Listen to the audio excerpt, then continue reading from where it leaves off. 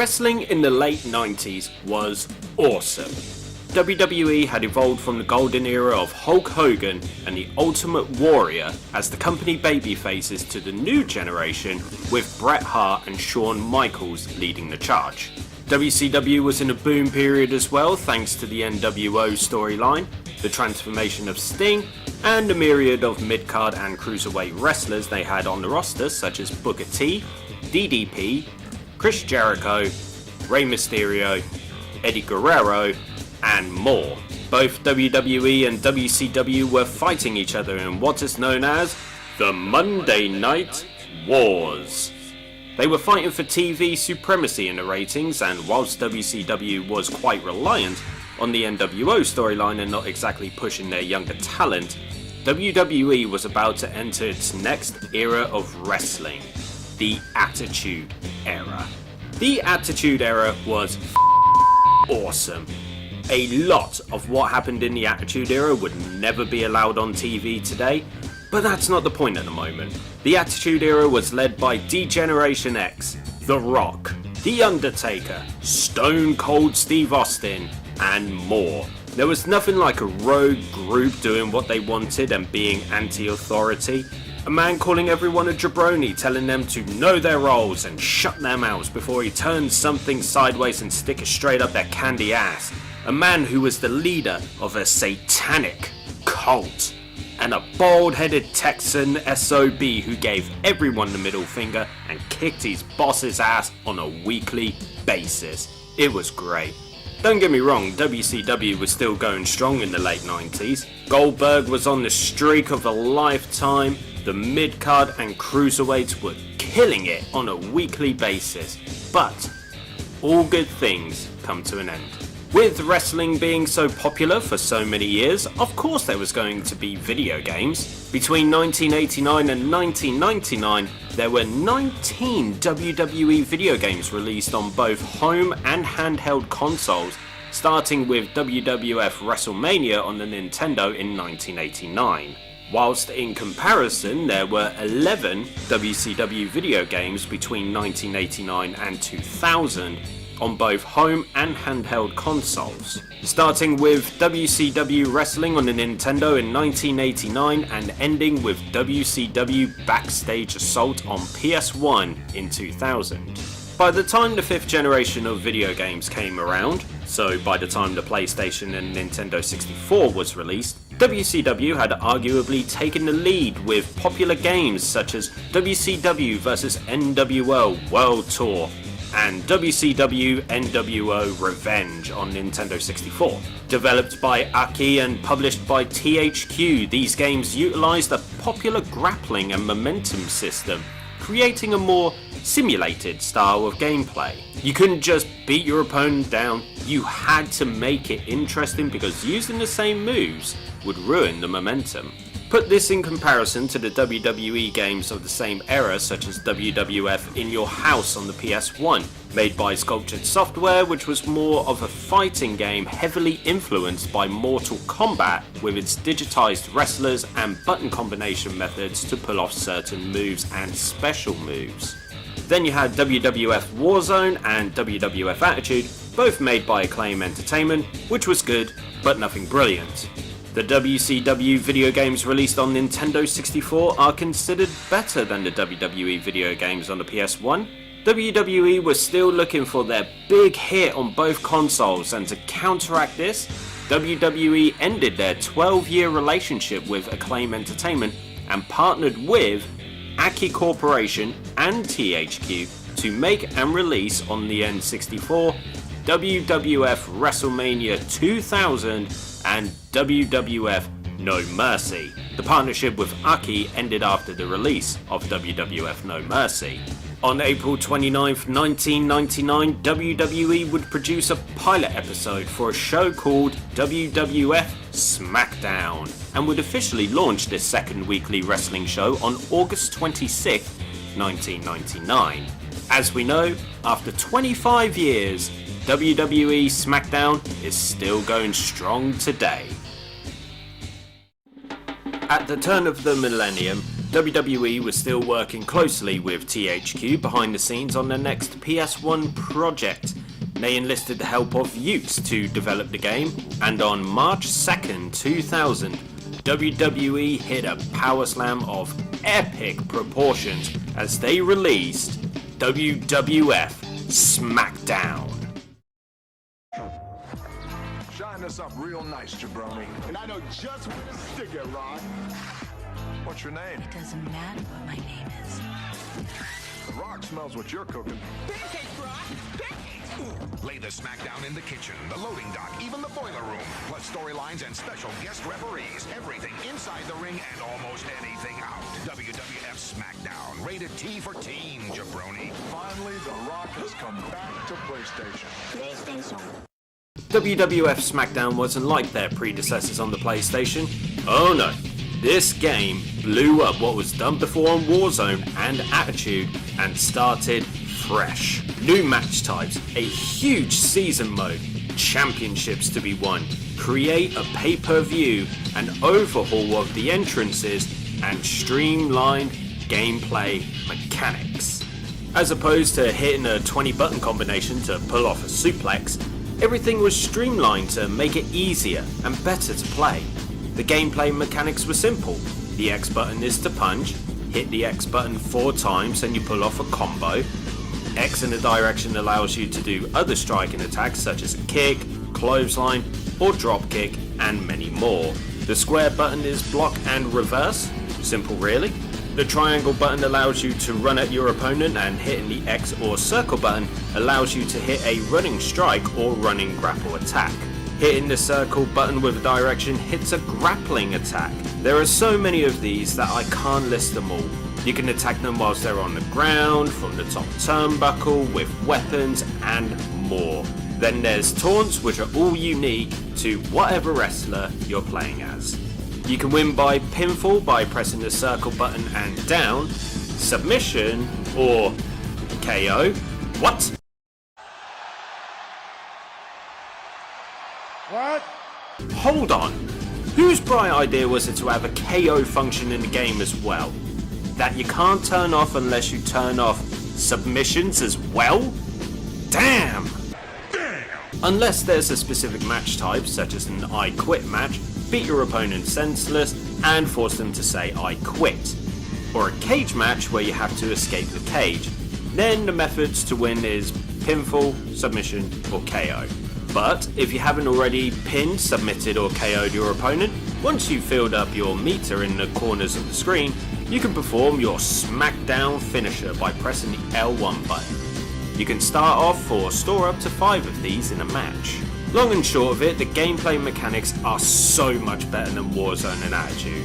With the streamlining of the moves without the button combinations, it makes for a more rapid, chaotic, and arcade-style wrestling fighting game. It allowed those who weren't familiar with wrestling games to just pick it up and play.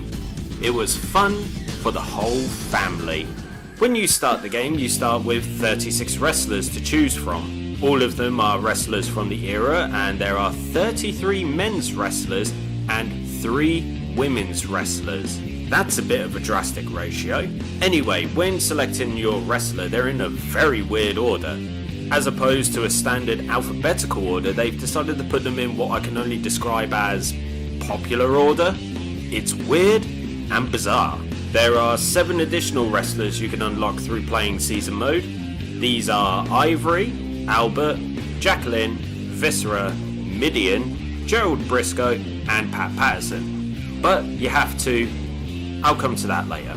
There are 6 championships that you can win: the WWF Women's Championship, WWF Hardcore Championship, WWF European Championship, WWF Tag Team Championship, WWF Intercontinental Championship, and the big eagle beauty that is the WWF Championship. Even though there was the WWF Light Heavyweight Championship, they decided to not include that in the game.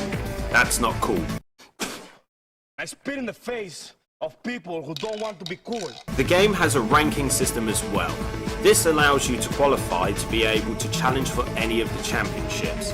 besides the WWF Women's Championships, which can only be won by the women's wrestlers. Looks like they learned their lesson from the whole Hervina bull, where Harvey Whippleman, a man, dressed up as a woman and won the Women's Championship. I repeat, bull. I digress. So, the Tag Team Championship is open to everyone. Doesn't matter where you are in the rankings, as long as you have a tag team partner, you can win them. You can create weird and wonderful oddball tag teams like Gangrel and Shane McMahon and Challenge for the gold.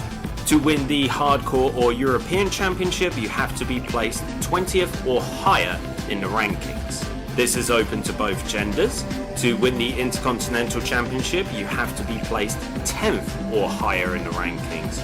This is also open to both genders.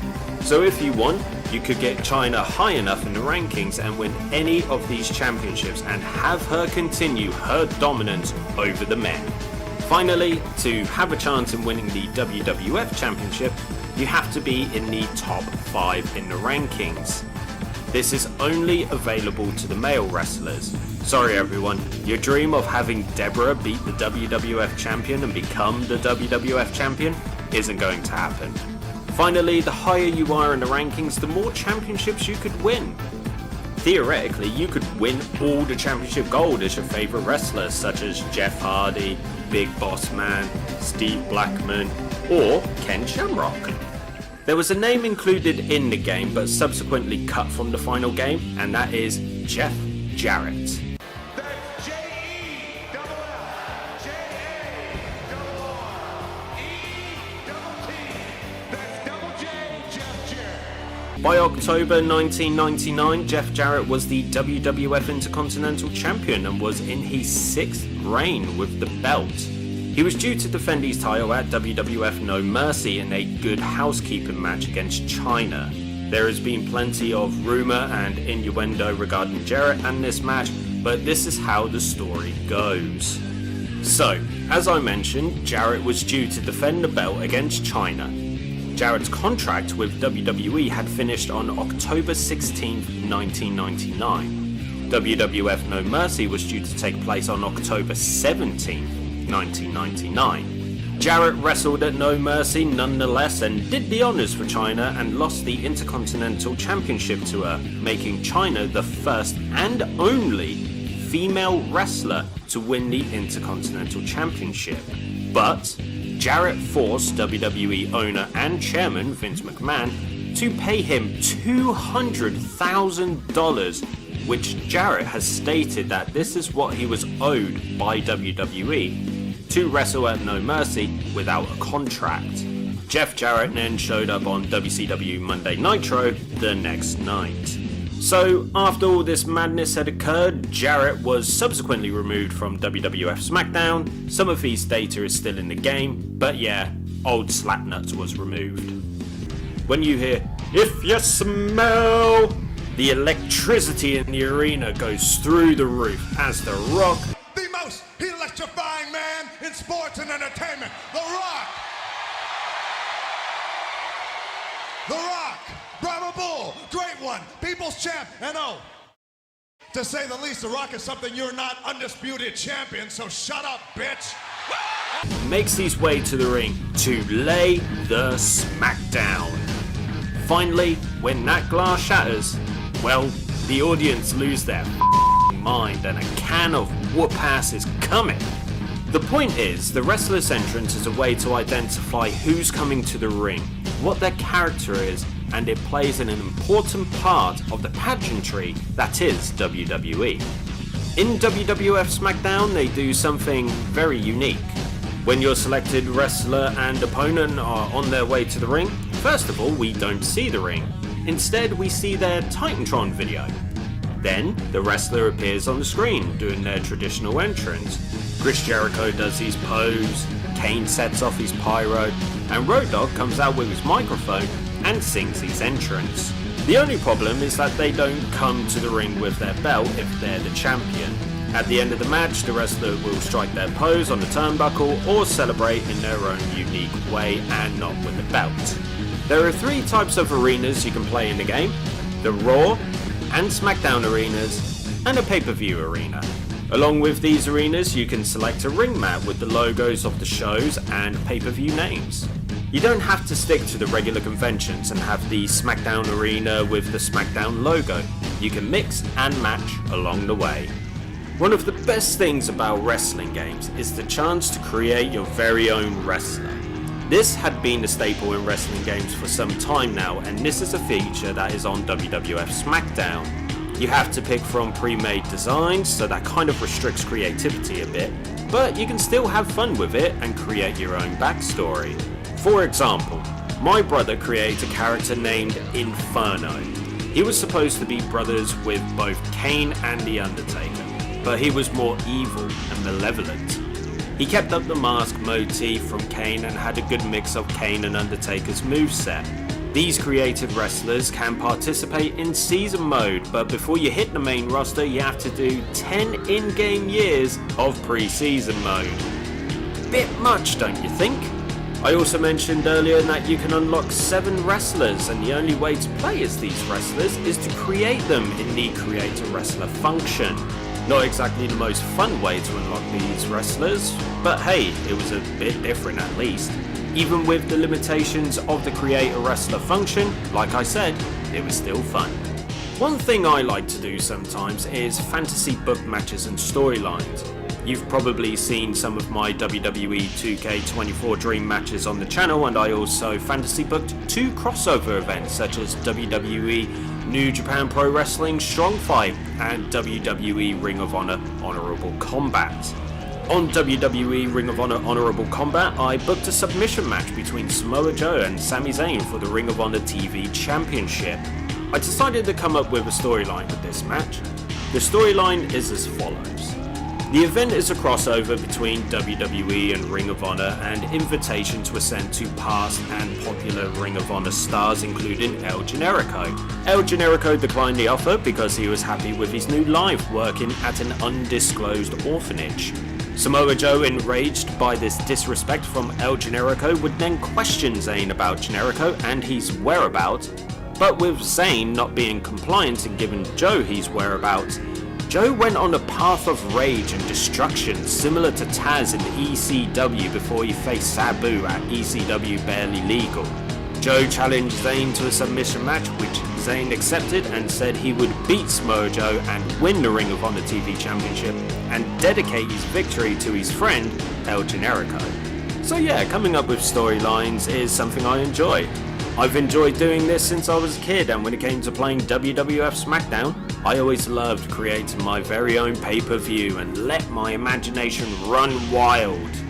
I could fantasy book my own wrestling event, put championships on the line, come up with storylines, and it was awesome. Awesome! The Create a Pay-Per-View function is very simple. You could give it a name and then book up to 6 matches. You can put championships on the line and defend them in a variety of match types. So, depending on how your ranking system looks, you can book weird and wonderful matches that you would never have seen on TV. Afterwards, each match is given a rating and your pay-per-view is given a rating as well. It's that simple. I keep mentioning that you can play a bunch of different match types, so let's show you what matches you can play in WWF Smackdown. First of all, there's the standard singles match. This can be played with a manager or valet or without. There's tag team. You and a partner face another tag team. You got survival.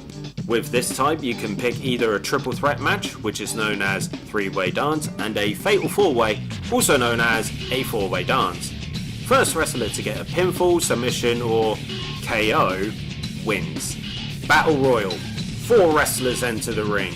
All fight against each other, and to win is slightly different to real life. In real life, to win, you have to win by eliminating your opponent by throwing them over the top rope and both of their feet touch the ground. In WWF Smackdown, you can eliminate them through pinfall and submission. Then there's the handicap match. You can play a handicap where it is 2 versus 1 or 3 versus 1. You can choose to fight against the odds or have the odds stacked in your favour. Up next is everyone's favourite, the Royal Rumble match. Up to 32 wrestlers will enter the match, and to win is to throw. And one, by damn one, over the top rope. Eliminate everyone and be the last man in the ring, and you win. You got King of the Ring, an 8-man tournament you play in for the right to be called the King of the Ring. Hardcore matches up next. Basically, there are no rules, no disqualifications, no countouts. Just beat your opponent into a pulp and beat them by the usual means. Falls count anywhere or anywhere fall match. Similar to the hardcore match, but you can pin your opponent anywhere and fight them anywhere backstage. A dangerous match is next, and that is the steel cage match. You and your opponent are locked inside a steel cage, and the only way to win is by escaping the cage. Fancy mixing things up a bit? Well, why not have a special referee match? You can pick the CPU to be the special referee, or you can be the special referee yourself. Then there's the I Quit match. I've already explained it, but let's quickly recap what I said. Unless there's a specific match type, such as an I Quit match, beat your opponent senseless and force them to say I quit. The main feature of WWF Smackdown is the season mode. You have the option to play as either a created wrestler or a wrestler already in the game. Season mode plays out a bunch of storylines, some coherent, some not, with cutscenes as well. And this was a cool feature. I decided to play 2 years of season mode as Mankind, and this is what happened.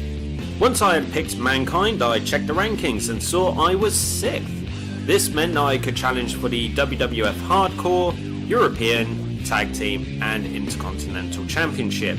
I get into the first month and see it is a house show, and it didn't start off how I would like, as I wasn't on the card. It had been a long time since I played WWF Smackdown and the season mode, and forgot that it was one show per month, so things were going to move pretty swiftly and lowering my chances of becoming the WWF champion.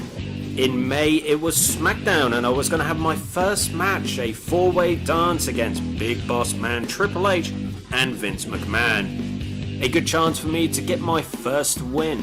Before Austin's match, we got a taste of what the cutscenes are like, and we see Austin walking backstage and a caption pops up to say, "Look at Stone Cold, what a competitor. He looks confident about his upcoming match."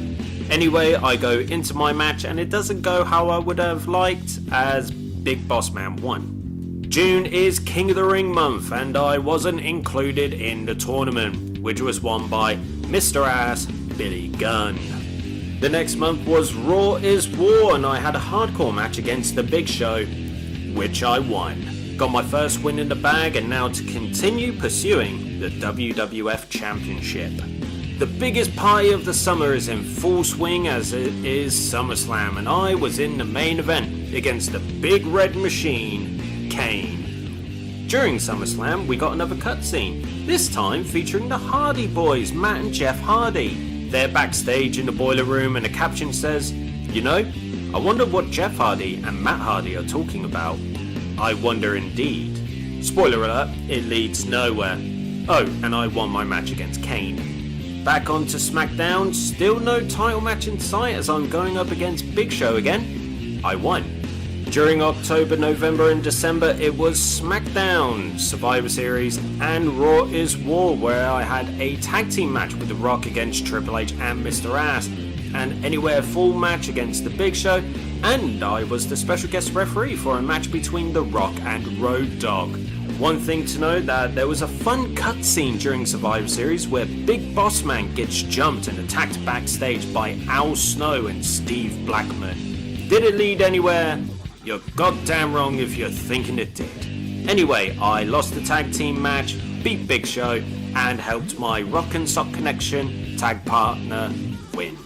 January is one of the most popular times of the year, as it is the Royal Rumble. I was one of the first 4 entrants, and I was the 4th wrestler eliminated. Dominant. The match was eventually won by Ken Shamrock, who had already won both the European, Intercontinental, and was placed 2nd in the rankings as he was destroying his opponents. The road to WrestleMania has officially begun, and I've got to get through Raw is Raw in February, where I didn't have a match. At the Showcase of the Immortals, WrestleMania, I had a match against both Triple H and Road Dogg in a handicap match, which I won, suckers.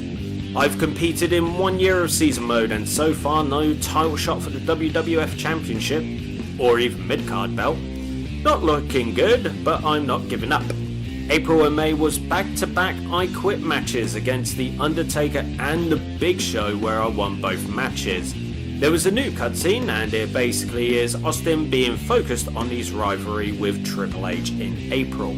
We've come back around to the King of the Ring, and I've been entered into the tournament with my opening match against Ken Shamrock, which I won, meaning I would face Triple H in the semi-final.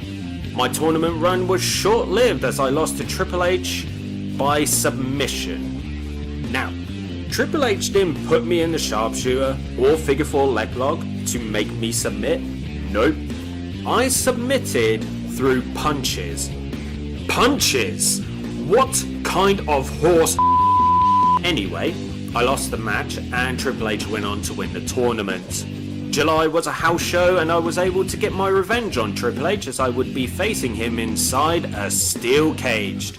And I whooped that boy's ass and won. Back to SummerSlam. I've been at this for 1.5 years, and I've not even had a sniff at a WWF Championship match. Until now. That's right, I've got a shot at the title in a Battle Royal against Stone Cold, The Rock, and Triple H. I was calm and ready. This was my first shot at the gold, and I had to take advantage of it. I didn't have the best of starts, was getting my butt kicked, not building my SmackDown meter quick enough until I decided to be cheeky and taunt a bit. Triple H was the first eliminated as he was hit by a Stone Cold Stunner and KO'd out of the match. I stayed out of the way and let Austin and Rock go at each other until The Rock hit the people's elbow on Austin, failed to pin him, and I eliminated Rock with a clothesline. It came down to me and Austin. We both had a SmackDown finisher at the ready. I quickly took advantage, hit Austin with a mandible claw, and he submitted. I was the new WWF Champion. Now to defend the belt. My first challenger was The Rock in September, beat him. In October I had to defend the belt in a Battle Royal against the same men from SummerSlam, beat them. Survivor Series I was victorious against Stone Cold, whilst The Big Show was the special referee. In December I took a break from defending the title and was in a tag team match with The Rock to face Triple H and Road Dogg. We won. Back round to the Royal Rumble, and again I was one of the starting 4. I was the 14th man eliminated, and it was by Gangrel.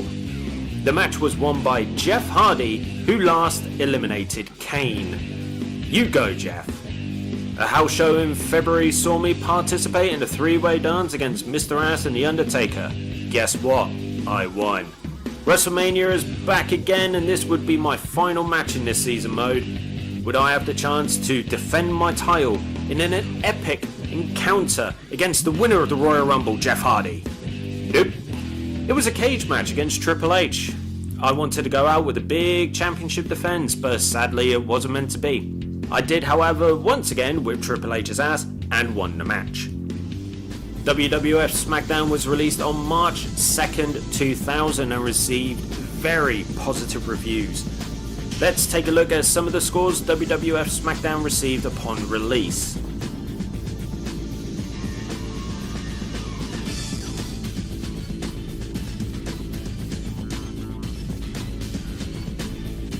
Daniel Erickson of Next Gen was positive of the controls, graphics and game modes such as the season and referee mode.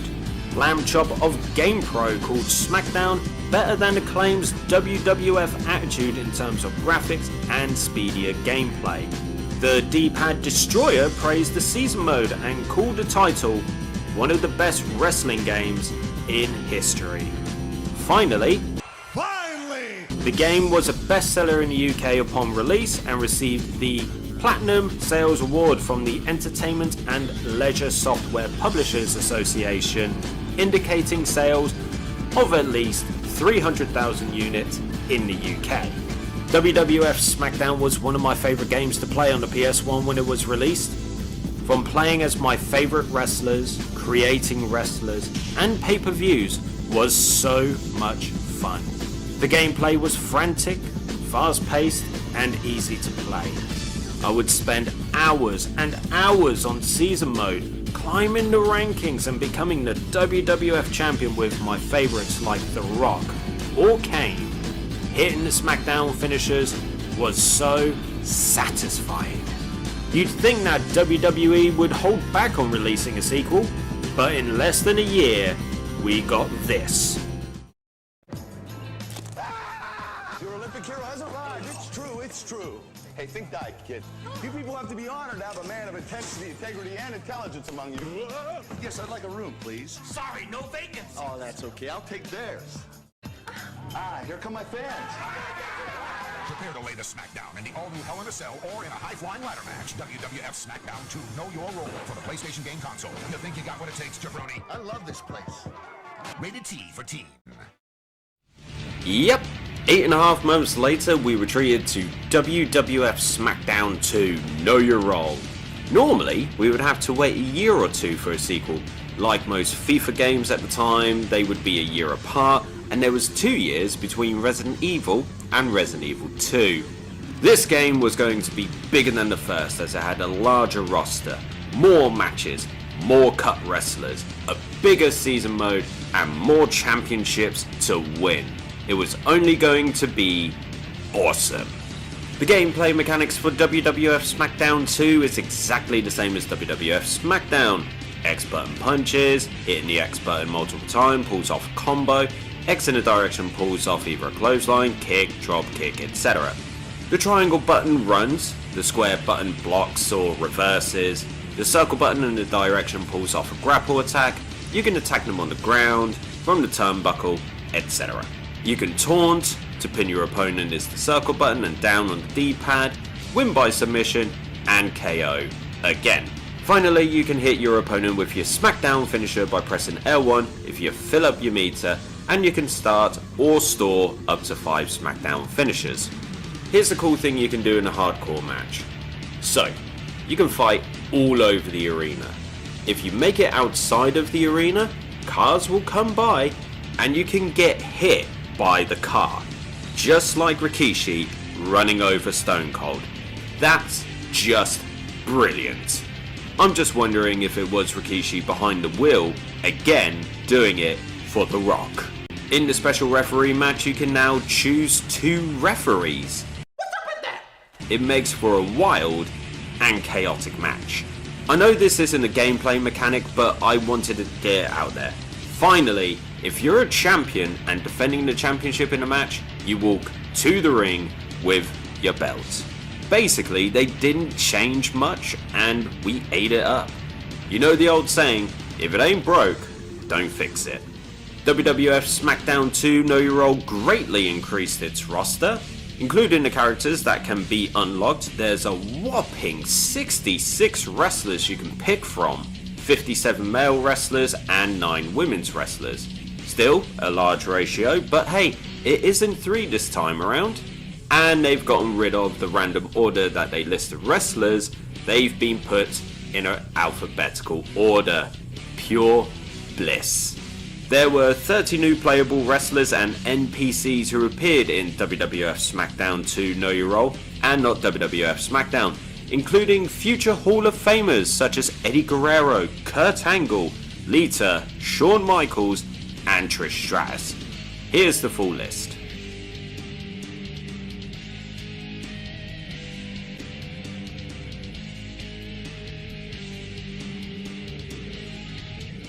There are 7 championships for these 66 superstars to wrestle for. Just want to quickly point out that when you look at the design of the Intercontinental and European Championships, they have the old school WWF logo. First off, we get the WWF Light Heavyweight Championship, which makes its first appearance in the Smackdown series after being left out of the first game. Of course, as you can imagine, this is only available to light heavyweight wrestlers. The WWF Women's Championship makes its return and only available to women's wrestlers. The other championships from WWF Smackdown also return. The WWF Hardcore, European, Tag Team, Intercontinental, and WWF Championship are all available to win in the game. Similar to the previous game, women's wrestlers can win the Hardcore, European, and Intercontinental Championship, but not the WWF Championship. The ranking system has been revamped. Instead of an overall ranking system where you have to be above a certain position in the rankings to challenge for a championship, they are now split into divisions. Wrestlers have been put into specific divisions, and similar to the previous game, you have to work your way up the rankings in your division to challenge for the championship. You can move wrestlers from one division to another, so if you want to recreate Triple H defending the WWF Championship against Taka Michinoku, you totally can. As I said earlier, there were 30 new wrestlers and NPCs introduced in the game. To go with the new introductions, we saw some wrestlers cut, or as someone would say, Yeah! two notable names were removed from the roster before the release of the game. First off, Big Show. By the time WWF Smackdown 2 was released, Big Show was a former WWF champion and had participated in the main event of WrestleMania 2000. During the summer of 2000, Big Show was sent to WWE's developmental territory, OVW, to refine his skills and to also lose weight. So, he was cut from the game. The second is Ken Shamrock. Ken Shamrock was a former WWF Intercontinental and Tag Team Champion, and the reason for his removal from WWF Smackdown 2 is simple. He left WWE to return to MMA. More features returned from WWF Smackdown. One of them is the Create a Wrestler feature, and the other is Create a Pay-Per-View. Yep, you can continue to let your imagination and fantasy booking run wild. The main difference between Smackdown 1 and Smackdown 2 is the number of matches you can do in Create a Pay-Per-View. In Smackdown 1 you could book up to 6 matches, whilst in Smackdown 2 you can book up to 8 matches. You can still name the pay-per-view and your matches, and event will still be ranked. All the match types from Smackdown 1 return in Smackdown 2 with lots of new variations, but I won't bore you with the variations, so let's just get to the new matches. The Casket Match. In real life, the casket is normally outside the ring and you have to close the lid of the casket to win after you beat your opponent senseless. In Smackdown 2, you can carry the casket, use it as a weapon, flip them inside, beat and stomp on your opponent until they lay down and the lid of the casket magically appears. That's me, super confused. Iron Man match. In this match you have a time limit and whoever gets the most pinfalls and submissions wins. Simple. Ladder match. The championship hangs above the ring. Beat up your opponent, climb the ladder, and grab the championship. One more thing I have to note is that every championship you grab is the European Championship. Even with the WWF Championship on the line, you grab the European Championship. Table match. The aim of this match is to put your opponent through the table. Simple. This can be played one-on-one or tornado tag. TLC match. This is exactly like a ladder match, but with tables and chairs. There are 2 styles to this. One is where you have to win by pinfall or submission. The other is where you win in the exact same way as a ladder match. Up next is the Slobber Knocker. This is more of a gauntlet match. You start the match and you face an opponent, pin them, make them tap out, or KO them, they're out. Then another wrestler takes their place. Once you are pinned, KO'd, or tap out, you lose. Basically, aim to get the highest score. Finally, there's Hell in a Cell. Now, I need to point this out straight away. This is what a Hell in a Cell match looked like when it was first introduced. A cage that encompasses the ring. It's 20 foot tall and it is one of the most dangerous matches in WWE. Just ask Mick Foley. This is the Hell in a Cell match in Smackdown 2. The cell is attached to the ring like a steel cage and has a roof. To break through the top of the cell is a mission in itself sometimes. Anyway, to win is by pinfall or submission. Once again, the biggest feature of Smackdown 2 is the season mode. Same thing applies here as well as Smackdown 1. You play as either a creative wrestler or a wrestler in the game and wrestle your way to the top of the mountain and become the WWF champion. You play out a bunch of storylines with cutscenes and random things happen. There are two things to note here. The first is when you skip a match, it goes into this secondary screen with the avatar for each wrestler with an energy bar beneath them. Whoever runs out first loses the match. A neat little innovation, but also somewhat unnecessary.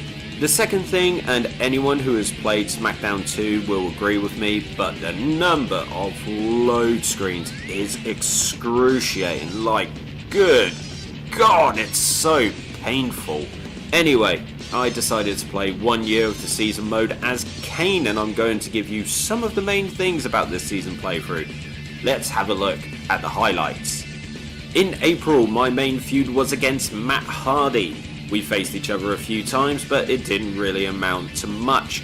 The only other main thing to point out is that they recreated the return of Stone Cold Steve Austin and blowing up the DX Express in the build-up to Backlash 2000. In May, there was no real feud, and I had some matches in May against random wrestlers. I was approached by Shane McMahon though to interfere on his behalf in the match he had against Lita. I mean, I'm not gonna hurt Lita, so I screwed him over and beat the out of him. Also, I unlocked Shawn Michaels as he became the special guest referee for Triple H vs The Rock at Judgment Day. June was an interesting month. To begin with, my main feud was against Kurt Angle, and at the start of this feud he was attacked by an unknown assailant in week 1, and because of this, it led to 6 cutscenes in week 1. I then had a match against a random jobber known as Unknown You. Then I got to King of the Ring and went ahead and won the tournament. And I unlocked Billy Gunn. In July I had no real feud and nothing much happened on that front, but I did unlock TLC single, which is pretty neat I guess. The biggest downer of this month was that there was way too much focus on the feud between The Rock and Stone Cold, which led to far too many cutscenes between them. In August, once again, no real feud. Yay! We did get to see Stone Cold destroy Vince's car in week 1, so that was pretty cool. Other things to note are that Vince approached me to interfere on his behalf in a match between him and The Rock. I agreed and helped Vince get the win. I unlocked the Stooges, Pat Patterson and Gerald Briscoe. Finally, at SummerSlam, I was going to main event the show against Grandmaster Sexay. I ended up going to see Shane in the VIP suite and a proposal that I made was accepted. I thought this was going to lead me to getting a title match against The Rock, but it led to me getting a match with that huge main event player, Billy Gunn. In September, once again, no real feud. Go me. I unlocked the most dominant faction in wrestling history, the Mean Street Posse. Rejected an invitation to interfere on Shane's behalf. Then this happened. So, I get to Unforgiven and I see our main event in the show against X-Pac. Not ideal, but whatever, I'm used to being disappointed and not get my title match by this point. But, once again, I'm in the VIP suite, and I make a proposal to Shawn Michaels, which gets accepted. He changes my match, and then the ultimate cock tease happens. I see that I'm going to be main eventing Unforgiven against The Rock, but not for the WWF Championship. What the actual In October I had a mini feud with Stone Cold which came to an end after week 3, and there was a lot of focus on The Rock versus the McMahons. In November, once again, there was no real feud for me or title match, but I was asked by Vince again to interfere on his behalf, so this time I said no. The coolest thing that happened was that I unlocked Table Tornado Tag in week 1 as the Hardy Boys and the Dudley Boys were going at it. Then after the match, they recreated Bubba Ray Dudley giving a powerbomb from the middle rope through a table and recreating him entering his trance-like state. That was pretty cool. In December, I was entangled in a weird three-way feud between myself, Chris Benoit, and Vince McMahon. Nothing else happened. In January, my main feud was against Benoit after he was taken out by the jobber known as Unknown D. There was 2 pointless cutscenes in week 4, but I did go ahead and win the Royal Rumble as I entered at number 30 and last eliminated Crash Holly to win. In February, my main feud was against X-Pac. I unlocked not 1, but 2 wrestlers in this month. Deborah in week 1, and Cactus Jack as they recreated the feud between Cactus Jack and Triple H from No Way Out 2000. Then, in March, I had no real feud throughout the month, got to unlock Mick Foley as they went ahead and partially recreated the main event of WrestleMania 2000 by having a triple threat match between The Rock, Mick Foley and Triple H, leaving out The Big Show. So, what are the main points to this 1-year season playthrough? First of all, as you can imagine, I was very frustrated at becoming the #1 contender, winning King of the Ring and the Royal Rumble, and not receiving a title match. There was an epic feud between Dean Malenko and Jeff Hardy for the Light Heavyweight Championship as they traded the belt a few times. Then, in the Light Heavyweight division, S.A. Rios just dominated the division. Seriously, no one could beat him for the title, and he ended up defending it 9 times. Finally, they did a very cool job in recreating popular moments and storylines from real life, like the DX Express exploding, the Bubba powerbomb through the table, and Austin destroying Vince's car. Similar to WWF Smackdown, WWF Smackdown 2 Know Your Role received very positive reviews. Here are some of the scores it received upon release.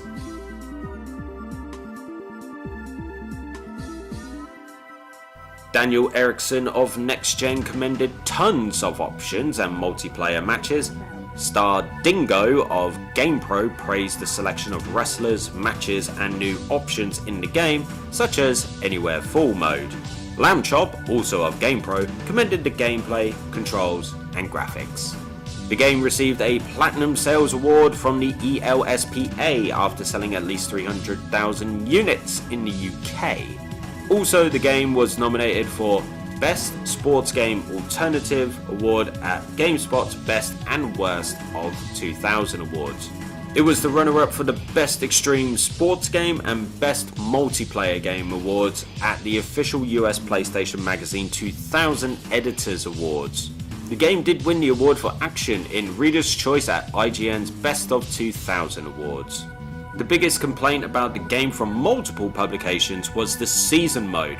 The season mode had been described as tiresome and received much criticism. I can agree with that, because during 1 week when I was playing as Kane, there were 6 cutscenes. It drains you because you want to get to your match but can't because you've got the bloody constant cutscenes and loading screens. With WWF Smackdown 2 Know Your Role, I could easily say that this is indeed better than WWF Smackdown. The wrestlers you could choose, all the matches you could play, just everything was awesome, and I would spend hours playing this game. Okay, maybe not so much the season mode because oh my god yes, it is laborious, but the game as a whole, solo or with friends, was great. WWE had struck gold twice with WWF Smackdown and WWF Smackdown 2 Know Your Role. And with the Monday Night Wars slowly coming to an end, the question was, could WWE strike gold 3 times in a row? Well, here's the next game in the series.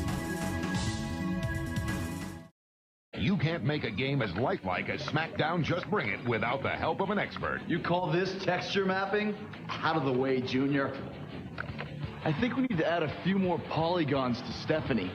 Mr. Jericho, can you write down that compression algorithm? I'm a little busy, Junior. Yes, thanks to help from WWF superstar Chris Jericho, Just Bring It is the most electrifying, trash-talking, realistic Smackdown game yet. See how I arch my back like so? I can't feel my legs. Rated T for T. The WWF Smackdown games were taking the jump to the next generation of video games, and WWF Smackdown, Just Bring It, was released on November 16th, 2001. But wait, let's have a look at what WWE were doing at the time in real life. By the end of March 2001, WCW had bitten the bullet and was sold to WWE, and the deal reported to be worth $4.3 million. Rewind to January 13th, 2001, and ECW had their final show, and ECW folded officially on April 4th, 2001, 3 days after the greatest WrestleMania of all time, WrestleMania X7. Anyway, with these two companies going out of business or being bought by WWE, WWE had become the biggest wrestling company in the world, and there were tons of wrestlers available as free agents. By the summer of 2001, the WWE had started what is known as the Invasion storyline. I'm not going to go into great detail about the storyline, so don't worry. With this storyline, it introduced the audience to a whole plethora of WCW and ECW alumni who had subsequently signed with WWE as part of the sale of WCW or picked up by WWE when ECW went out of business. The Invasion storyline came to an end at WWF Survivor Series on November 18th, 2001, when the WWF team defeated the Alliance team in a winner-take-all 5 versus 5 Survivor Series elimination match. Now with this, we can see that WWF Smackdown Just Bring It was released just 2 days before the end of the Invasion storyline. So, did all of those wrestlers who were associated with WCW and ECW appear in the game? I shall get to that later. For the third game in a row, the gameplay mechanics were the same. All the buttons were the same and the same combinations were used for this game. Again, no need to change anything if it isn't broken. I will admit it was getting a bit tiresome by the third game in the series. Also, finally, they've got rid of winning by KO. The biggest advancement with the controls is the introduction of secondary finishers.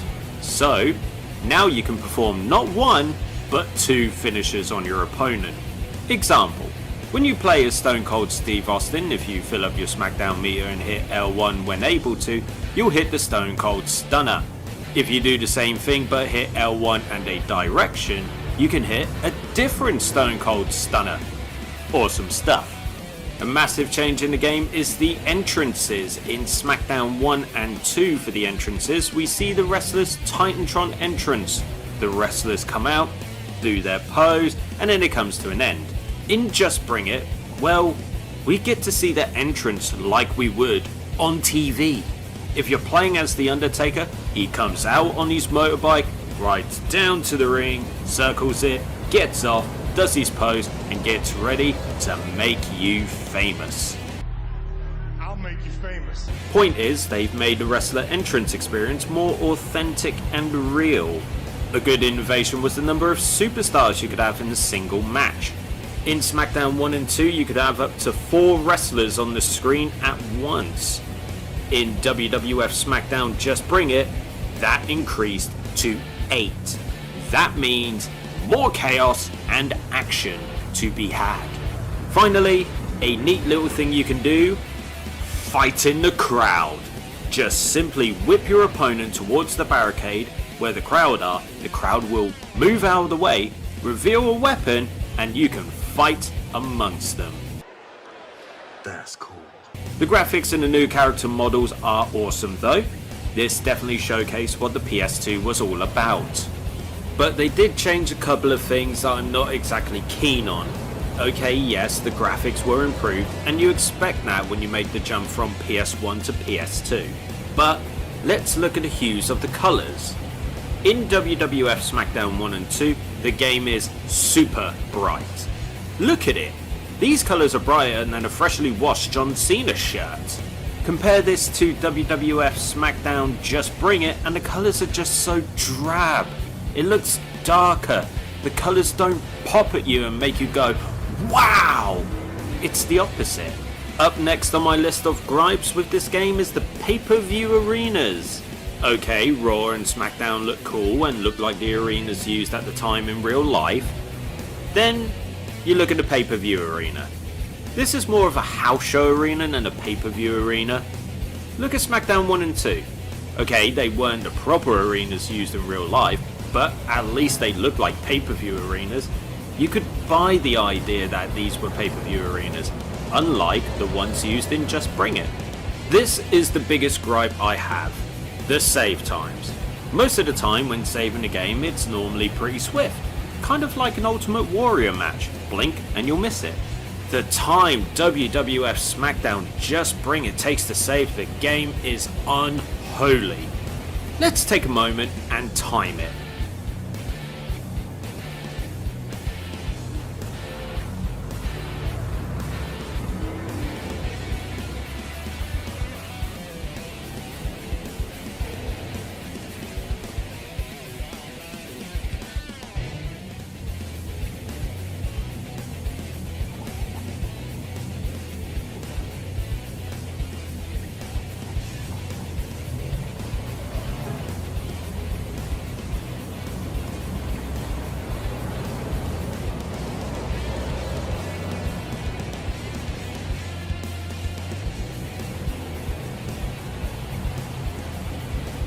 WWF Smackdown Just Bring It boasts the chance to play as 44 of your favourite WWF superstars. There are 38 male wrestlers to choose from and 5 women's wrestlers to choose from. Again, terrible ratio. But wait, that makes 43 wrestlers, not 44. Who's the 44th wrestler? I'll come to that in a minute. Making their first appearance or return to the series are the following wrestlers.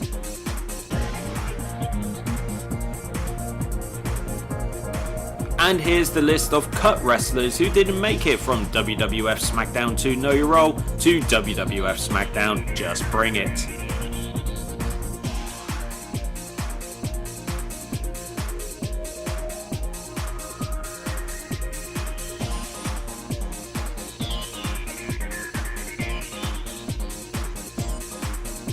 That's 30 superstars cut from the game.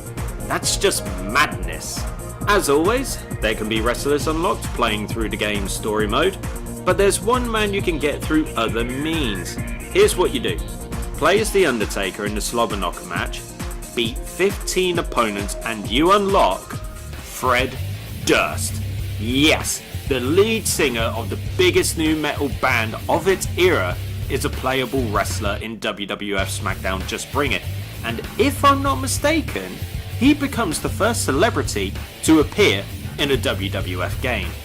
This was a huge deal. Why was Fred Durst a playable character in this game? Well, let's go back to late 2000 into 2001. The Undertaker, who was under his American Badass gimmick, when he returned at WWF Judgment Day in May 2000, he used Kid Rock's song American Badass as his entrance music. Then, at some point during the year, he started using Limp Bizkit's song Rollin' as his entrance music.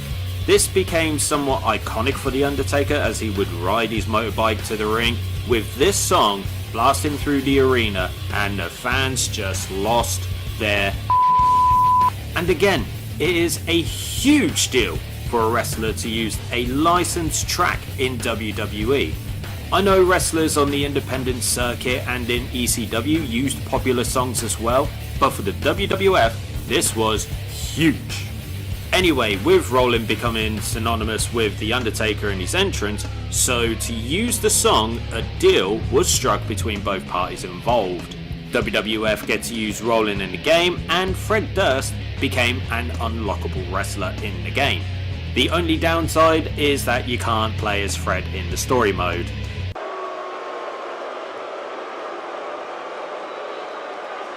With the inclusion of our man, the one and only Fred Durst, that's the 44 playable superstars. Any of the wrestlers who joined from WCW or ECW included in the game. Where is Booker T? Where is Rob Van Dam? Where is Diamond Dallas Page? Where's Tori Wilson and Stacy Keibler? Why weren't they included in the game? Even though some of the wrestlers who came from WCW and ECW had been appearing on WWE TV since June 2001, a good 5 months before the release of the game, and that contracts were picked up by WWE from the sale of WCW to WWE and the demise of ECW, surely there must have been enough time to implement them into the game. This wasn't the case though. Despite having an entire roster worth of wrestlers who came from both WCW and ECW, they weren't implemented into the game. This led to heavy criticism from fans and critics calling the roster outdated.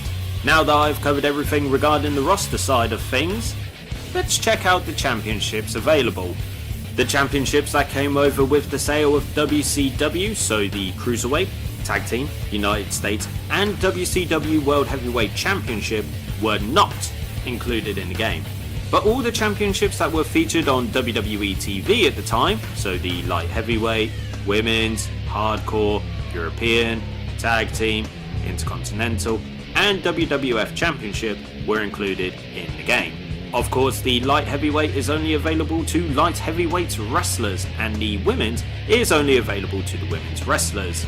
Unlike SmackDown 1 and 2, which relied on a ranking or division system, this has been scrapped, and when playing the story mode, and I'll explain more later, you can challenge for any of the championships as any wrestler. So, want to make Perry Saturn WWF champion? Go for it. Create a Wrestler makes its return in this game, and you can do all the usual stuff you could do before. But, here's the thing you can do. Even though the WCW and ECW wrestlers weren't included in the game, why not create them?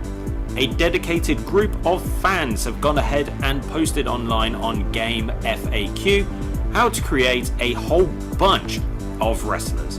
So, do you want to create Booker T? You can do it here. The sad thing for me was the removal of Create a Pay-Per-View.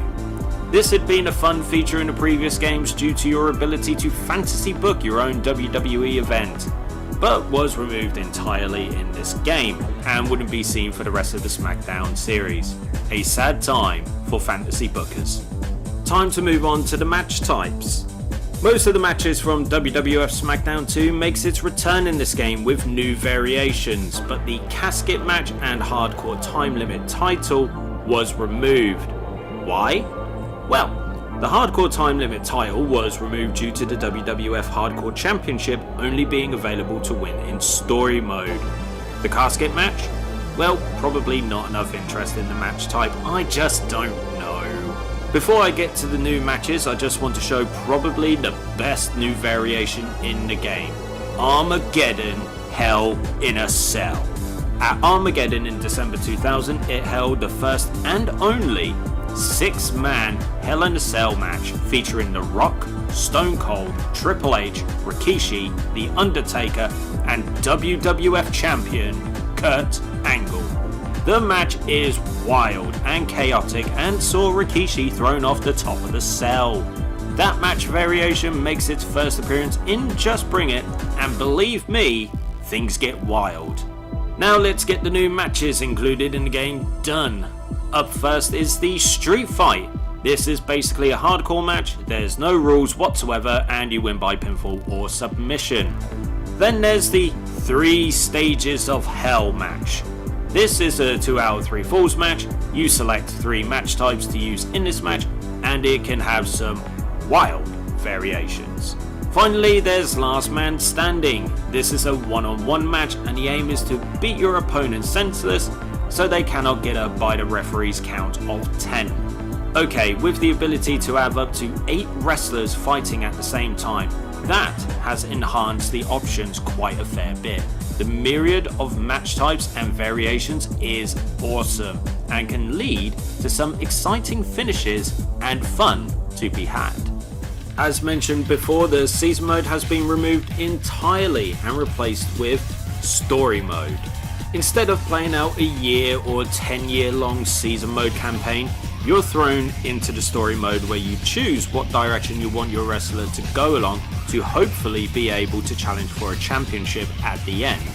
A cool thing to note is that when you go onto Raw and Smackdown, they have their own intro video, which is pretty damn cool as it makes you feel like you're actually going to watch an episode of those shows. All the championships are available and each championship has a specific route you have to go along, and if you choose a different option or response, you could find yourself challenging for a different championship or just end up in a random match to close off the story mode. There's a whole bunch of stories available to go through, and I could go through each one for each championship, but I'm going to focus on the route to become the WWF champion. I did this as The Rock, so let's get into it. When you start, Vince approaches you and he says he has a proposal for you, a shot at the tag team championship. It's a one-off offer and it won't come again. Hey, you're the great one, the people's champion. You've got your eye on the WWF championship. Say no, then move on to WWF Raw. On Raw, a superstar will come out, and on this occasion it was The Undertaker. He calls out the WWF champion, who on this occasion is Stone Cold Steve Austin, and says he wants a shot at the title. But who comes out instead? You. Make a beeline for the ring and you're thrown into an impromptu match, whip his ass and move on. Or not, as Vince will come out and put you into a match against the man you've just beat down. So you beat his ass again and move on to WWF Smackdown. Another superstar will come out, this time it was Chris Jericho. And he's basically pissed that others think that your wrestler is closer to becoming the #1 contender than he is. You come out, talk some trash to him, then he offers you 3 options for a match to determine the #1 contender, and they are Street Fight, Last Man Standing, and Ultimate Submission. Pick your match, go into the match, kick his ass, win, and the champion will come out and basically say that the title is his and will stay with him. You get a neat little promo video, not as cool as the My Way promo video before The Rock vs Stone Cold Steve Austin at WrestleMania X7 though. Anyway, this builds a bit of hype before your match, and you're at the Showcase of the Immortals, WrestleMania. The champ brags about how the belt looks good on him, and then they're interrupted by Vince McMahon. He says that the champ wants a fair match, and makes himself the special guest referee for the WWF Championship match, which on this occasion is a last man standing match. Rock gives off a rock style promo, and before you go into your match, a graphic pops up with Michael Cole screaming, "World Wrestling Federation Heavyweight Title!" And that's pretty cool. Anyway, go into your match, whip ass, win, and you become the WWF champion. The credits roll, and that's that.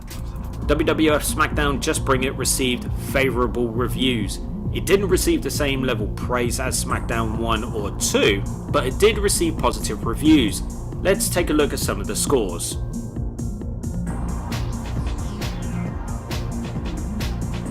I've already gone over some of the bad things about the game, like the colour hues, the bad PPV arenas, the exclusion of WCW and ECW wrestlers who were prominent during the Invasion storyline, and excruciating save times. There's something that everyone will always complain about or find hilarious when they're playing the game: the commentary. Let's have a look. We can't miss Smackdown tonight. There they go. Shut up. Anything is allowed in the 8-man Battle Royal match. Scoop slam! Hip throw!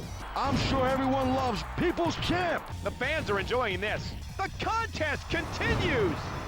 Angle slam! Angle slam! Wow, I mean, that's just awful.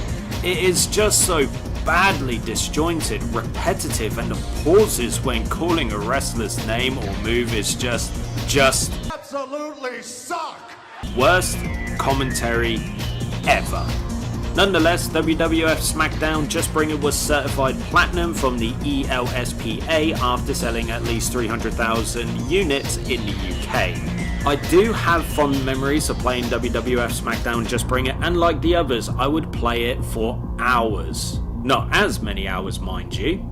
I'd make random wrestlers the WWF champion and would explore the different routes in season mode. But I would say, in the series so far, this was the weakest entry. Smackdown 1 and 2 on PS1 was just superior. Simple as. WWF Smackdown Just Bring It was a success though, and kept the Smackdown series of games strong. Fast forward 1 year, WWE fans would be able to get their hands on this. You think you can mess with Brock Lesnar? I don't think so. Go ahead and run. I will find you backstage, in the parking lot, wherever. Bring your alliances. Come with numbers. It makes no difference.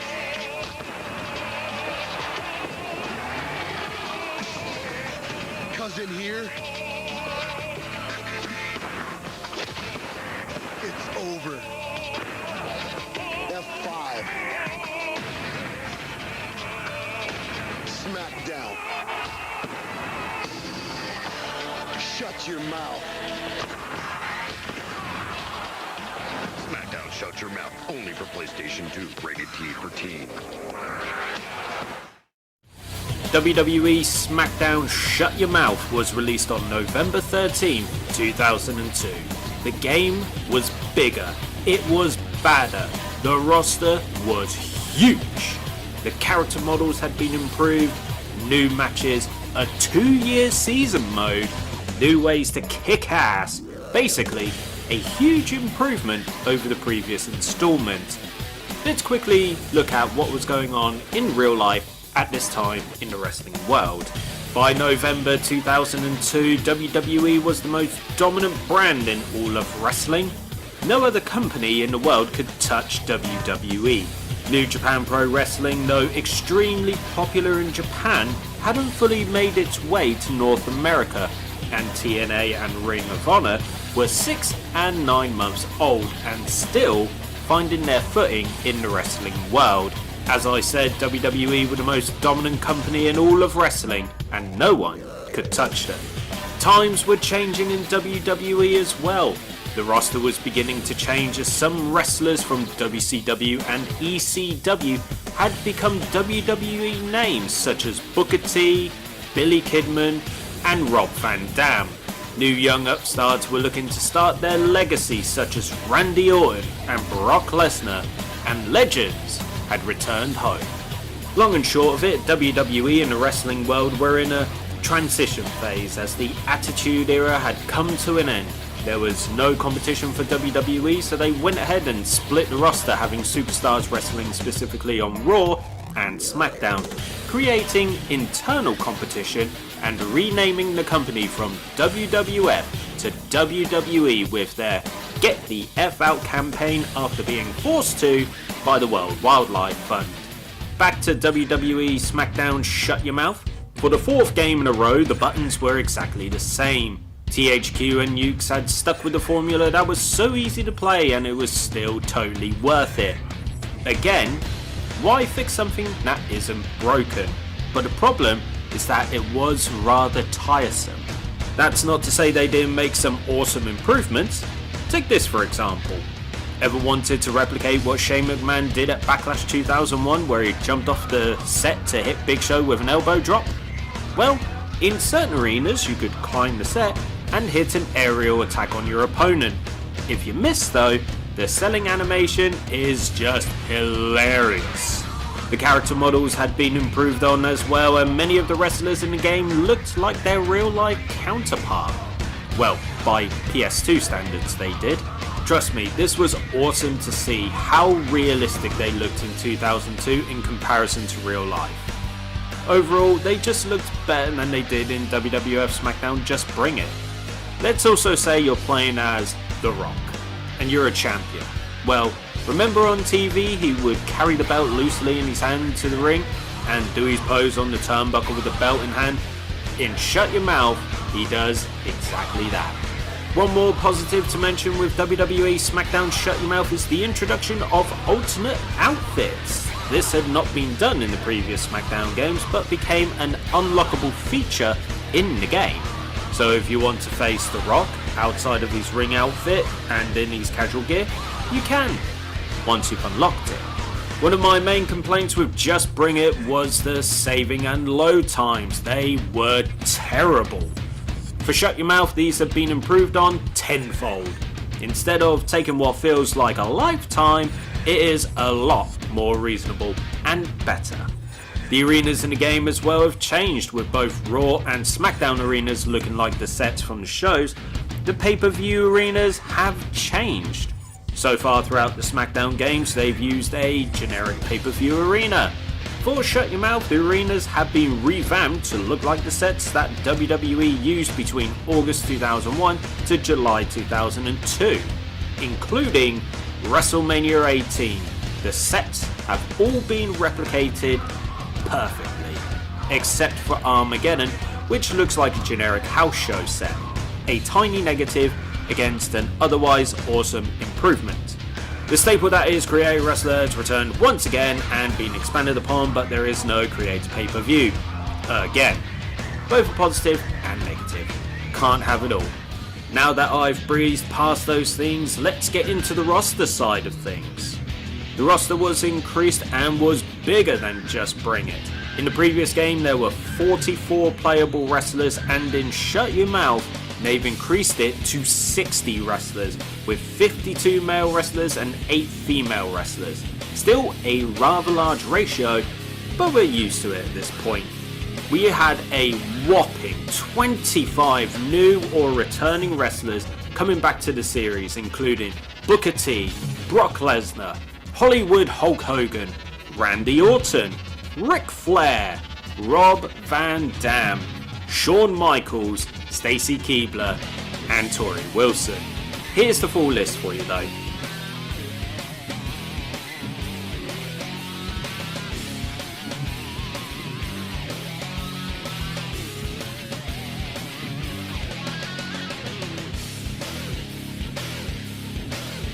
To go with the new, we said goodbye to a small number of wrestlers as they were either released, retired, or seeked new pastures and were subsequently cut from the Shut Your Mouth roster.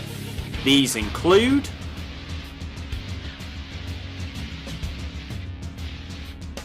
one notable name who was removed from the roster before the game was released is one Scott Hall. Scott Hall had returned to WWE with the NWO in February 2002 and had a match with Stone Cold Steve Austin at WrestleMania 18 and selling the best set of stunners ever. His return to the company was very short-lived and lasted around 3 months, as he was released from WWE in May 2002 after what has become known as the plane ride from hell. Long and short of it, after the WWF Insurrection pay-per-view event in London, England, the wrestlers on their way back from London to the USA got rather drunk and stupid. Hall, who had a history of substance and alcohol abuse and had wanted to work with the WWE again and prove that he could work with the WWE schedule again, got drunk and made some very sexual remarks to 2 female stewards and licked one of them on the face. After landing in the USA, Hall was passed out drunk and had to be dragged through customs in a wheelchair. After the incident, he was released from the company due to his actions on the plane. Due to the brand split in April 2002, the championships were divided as well. The undisputed WWE champion would defend his championship on both shows, whilst if a wrestler was drafted to Raw or SmackDown, they would defend that championship exclusively on that show unless there was a challenger from the other show at a big event like SummerSlam. Anyway, the championships that were available in 2002 were available in Shut Your Mouth. The undisputed Intercontinental, European, Hardcore, Tag Team, and newly introduced WWE Cruiserweight Championship are all available in the game. To win the championship has been revamped as well, and I will explain that when I get to the new and improved season mode. There's something strange about the Cruiserweight Championship though. Here's the Cruiserweight Championship when it was reintroduced in WWE. This was the design used between 2002 and 2007. The design used in the game is the WCW Cruiserweight Championship. So, quick history lesson. When WWE bought WCW in March 2001 and the Invasion storyline started a few months later, the WCW Cruiserweight Championship was used during the Invasion. Once that storyline came to an end, WWE continued to use this design until May 6, 2002, when a rebranding from WWF to WWE came into effect. As opposed to create the championship belt that was held by the likes of Matt Hardy, Gregory Helms or Jacqueline, they stuck with the WCW design. Was it out of laziness or not enough time to change the belt design? We will never know, but this is always a neat thing to note. With a new game comes new match types, right? Well, WWE Smackdown Shut Your Mouth didn't really have many new match types to go into. Okay, the match types from previous games are still in this game, like single, hardcore, last man standing, and more. And there's new variations of matches you can play, like Triple Threat Tornado Tag Ladder Match, where you can recreate the infamous Triangle Ladder Match from WrestleMania 2000. But the new match types is kind of weak.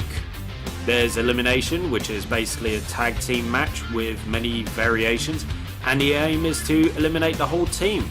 With the most exciting is arguably Elimination Captain Full Tornado 6-man tag, where the goal is to pin the captain of the opposing team, but you can eliminate other members of the team. So, this builds a race to pin the captain before you or your captain is pinned, and you can be in a world of hurt if the numbers game is against you. The other is, and drum roll, Lumberjack match. This is only a one-on-one match and you have to win by pinfall or submission. There's a catch though. You've got a selection of wrestlers outside of the ring known as Lumberjacks, and if you or your opponent get thrown out, the Lumberjacks will attack you. The best thing about the new match types is Hell in a Cell. Okay, hold on. Wasn't Hell in a Cell introduced in SmackDown 2? Why yes it was. But what did the design of the cell look like?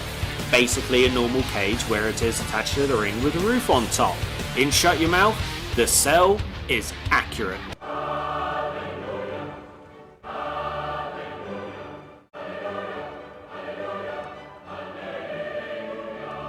This is something that SmackDown fans wanted from the beginning, and now we can play Hell in a Cell matches the way they were intended, with absolute carnage and brutality.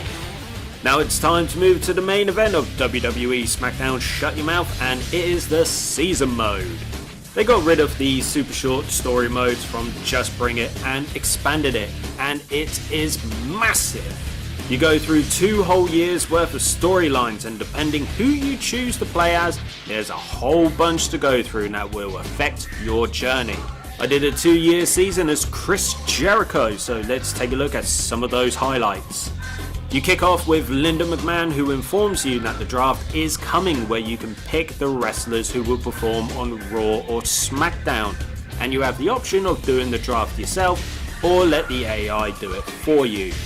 I opted to do it myself, and this is how my 10 picks looked. Once that is done, the AI finishes off the draft and shows you the full roster for both Raw and SmackDown. You'll notice one thing though, next to the wrestlers is a number. But what is this number?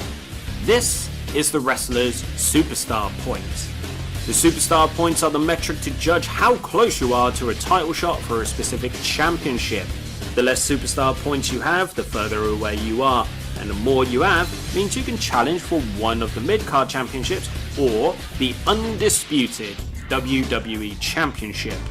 It effectively acts as the brand new ranking system, but it is the best they've come up with since the SmackDown series started. Now to the highlights. To kick off this mammoth of a full season playthrough, I started by declaring myself the #1 contender to the undisputed WWE Championship, which then turned into a tournament to determine the #1 contender at WWE Backlash. In this tournament, it included Jeff Hardy, Rob Van Dam, and Eddie Guerrero, and I defeated Jeff Hardy first, then faced Rob Van Dam at WWE Backlash, defeated him, and became the official #1 contender to the undisputed WWE Championship. May kicks off with the undisputed WWE Champion, The Undertaker, congratulating me on becoming the #1 contender to his championship. He then begins to tease me with a stipulation, leading to him attacking me at the World. Then in the third week states that if I lose the title match at Judgment Day, I will be suspended from WWE. To make matters worse, Rob Van Dam declares himself the number 2 contender and inserts himself into the undisputed WWE Championship match, making it a triple threat match. In the match, I go ahead and win the undisputed WWE Championship and avoid suspension. The King of the Ring tournament is about to get underway, and I decide to talk a little bit smack about one of the participants, namely Christian. After a match I have with Scotty 2 Hottie, Farouk comes out and attacks me, becoming my challenger for the undisputed WWE Championship at King of the Ring. As you can imagine, I defeat him and retain my championship. To make matters a bit more spicy, I take things one step further. Christian wins the King of the Ring tournament, and I decide to interrupt the crowning ceremony and then go ahead and knock his ass out. Because why not? I mean, why not indeed, because I do what I want when I want. Christian, who is now wearing his big boy pants, squares up to me and we get interrupted by Ric Flair, so I knock him out too. Flair, not being very happy about this, informs me that at Vengeance I am to face not one, but 2 challengers. The first is Bradshaw, and if I am successful, I will face the King of the Ring winner, Christian. Walking into Vengeance, I successfully defeat both Bradshaw and Christian one match after the other to remain the undisputed WWE Champion heading into the summer. As we head to the biggest party of the summer, SummerSlam, there's growing tension between the owners of WWE, Vince McMahon and Ric Flair. Guess who needs my help? Ric Flair. I think not Flair, because I knock him out again. Flair, being extremely butthurt from this, decides to book me into a match with Stone Cold and assigns himself as special guest referee, and then takes me out of a triple threat Hell in a Cell match against Booker T and Brock Lesnar and puts me in a regular triple threat match against Lesnar and Austin. Doesn't do any good, seeing as I win. At SummerSlam is a 6-man tag team match where I tag with Eddie Guerrero and Reverend Devon against Lesnar, Austin and Booker T, where I suffer my first defeat in this full season playthrough. To my chagrin, Flair decides to attack me and then celebrate over my fallen body. Can things get worse? Yes, as I'm still involved in a Vince and Flair as Vince is concerned that there may be a traitor among the SmackDown superstars, and he thinks it could be Kurt Angle, Rob Van Dam or Goldust. Me, being the detective that I am, begin my investigation to find out that it was indeed RVD who is the traitor. That turncoat isn't the only one, as it turns out that Goldust is also a traitor. They both attack me one week after another. I challenge RVD to a hardcore match at Unforgiven and then go ahead and defeat the Benedict Arnold. Vince decides to give me an important task, and that is improve the SmackDown ranks, and my options are Rhino, Billy and Chuck. Wow, just top tier superstars. Anyway, after getting into a fight with Rhino backstage, Vince says the best ever. He says, "I'm so impressed in your ability to disappoint me, and go away and think about what you've done. I've literally been scolded by a disappointed father." Another random side note is that I face Stone Cold, where the loser of the match has to kiss the biggest ass in WWE. After beating Austin, Rikishi comes out and then I slam Austin's bald-headed face into the big Samoan booty.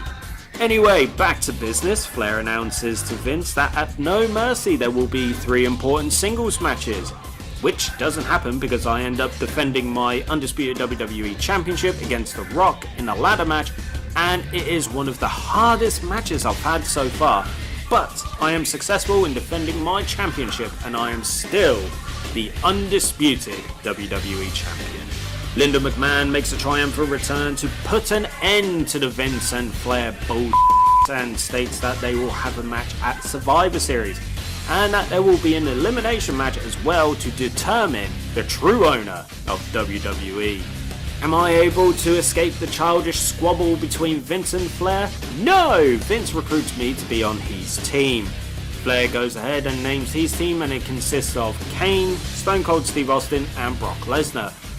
Vince proceeds to name his team, which consists of The Rock, Kurt Angle and myself. Before Survivor Series, Flair attacks me once again and announces that his match with Vince will be a street fight, and if he wins then it will be a table elimination match. Well, Flair gets the win, gets full ownership of WWE, meaning that the main event is indeed a table elimination match, which my team win, of course. Got to rub some salt in Flair's face. One of Flair's first actions is to announce a championship match at Armageddon. Okay, that's cool with me. But Vince still wants to swing his geriatric dick around and wants to make it a 6-man match, which Flair agrees to, and they pick 3 superstars. Well, Flair picks Kane, Booker T and Brock Lesnar, whilst Vince picks The Rock, Kurt Angle and myself, Chris Jericho. What match can contain these 6 powerhouse superstars? Oh, just a Hell in a Cell match. The match, as you can expect, is extremely chaotic with things going on all over the place, and as much as I would have hoped I would be able to defend my undisputed WWE Championship, Kane wins the championship, ending my 7-month reign. The road to WrestleMania has begun, and so is the road to the Royal Rumble, and I'm on a quest to regain my championship. To make it happen, I have to win a number 1 contenders match against Edge. Sounds simple, right? Wrong. This was one of the most frustrating matches I have been in, as Edge was just all over me. But I persisted and won the match. Kane decides to square up to me after my victory, so I assert my dominance and knock his big red ass out. Is it a smooth ride to the match of the Royal Rumble? Nope. Big Show decides to pipe up and wants to face me in another number 1 contenders match. Is this match a bit more straightforward? Yes, as I defeat the big giant dope. Kane grows a pair of testicles and attacks me and announces that our match at the Royal Rumble will be a street fight. Well, this has lit my fire, and I send Kane packing by beating him and becoming a 2-time undisputed WWE champion. With the Royal Rumble straight after, who do I get to face at WrestleMania? Booker T. Vince is sure in a surly mood, because what does he decide to do? Oh, he brings back the NWO. Great. From the word go, they immediately insert themselves into my affairs by attacking me, branding me, and Hogan announcing that he will be facing Booker T for the right to face me at WrestleMania.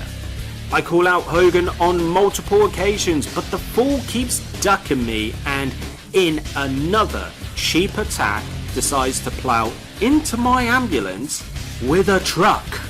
Sadly, I don't get my hands on Hogan at No Way Out, seeing as he goes ahead and faces Booker T and wins, meaning he will now face me at WrestleMania. I got to face X-Pac, who I defeat. Hogan, I've now got you in my sights. Brock wants to help me. I tell him to go away, but it seems like we're going to be helping each other, as after a match Lesnar has, I help get rid of the NWO. The NWO ranks get bigger and stronger as Big Show decides to side with the NWO, attacks me, and who comes out to help? Lesnar. Well, let me put it this way. I don't need his help, so I do what I like to do. I knocked him out. After a match with Brock, Hogan takes one last cheap shot and attacks me with the undisputed WWE Championship belt. Hogan has nowhere to run now, as he is face to face with the undisputed WWE Champion on the grandest stage of them all, WrestleMania. And if you think I am going to let my title reign come to an end so soon, you've got another thing coming, brother, as I go ahead and I beat him. Hogan, realizing the error of his ways, turns his back on the NWO, shakes hands with me, and then hulks out for all the Hulkamaniacs at WrestleMania. Am I finished with the NWO? Yes. Are they finished with me? No! Even though Hulk Hogan has seen the light, the NWA are pissed about it and decide to attack me until Hulk and I form a tag team I like to call the Jericho Hulks. We scare off the NWO until they reveal their new leader, the Heartbreak Kid, Shawn Michaels. I finally finish up my business with the NWO, and who decides to challenge me for the undisputed WWE Championship?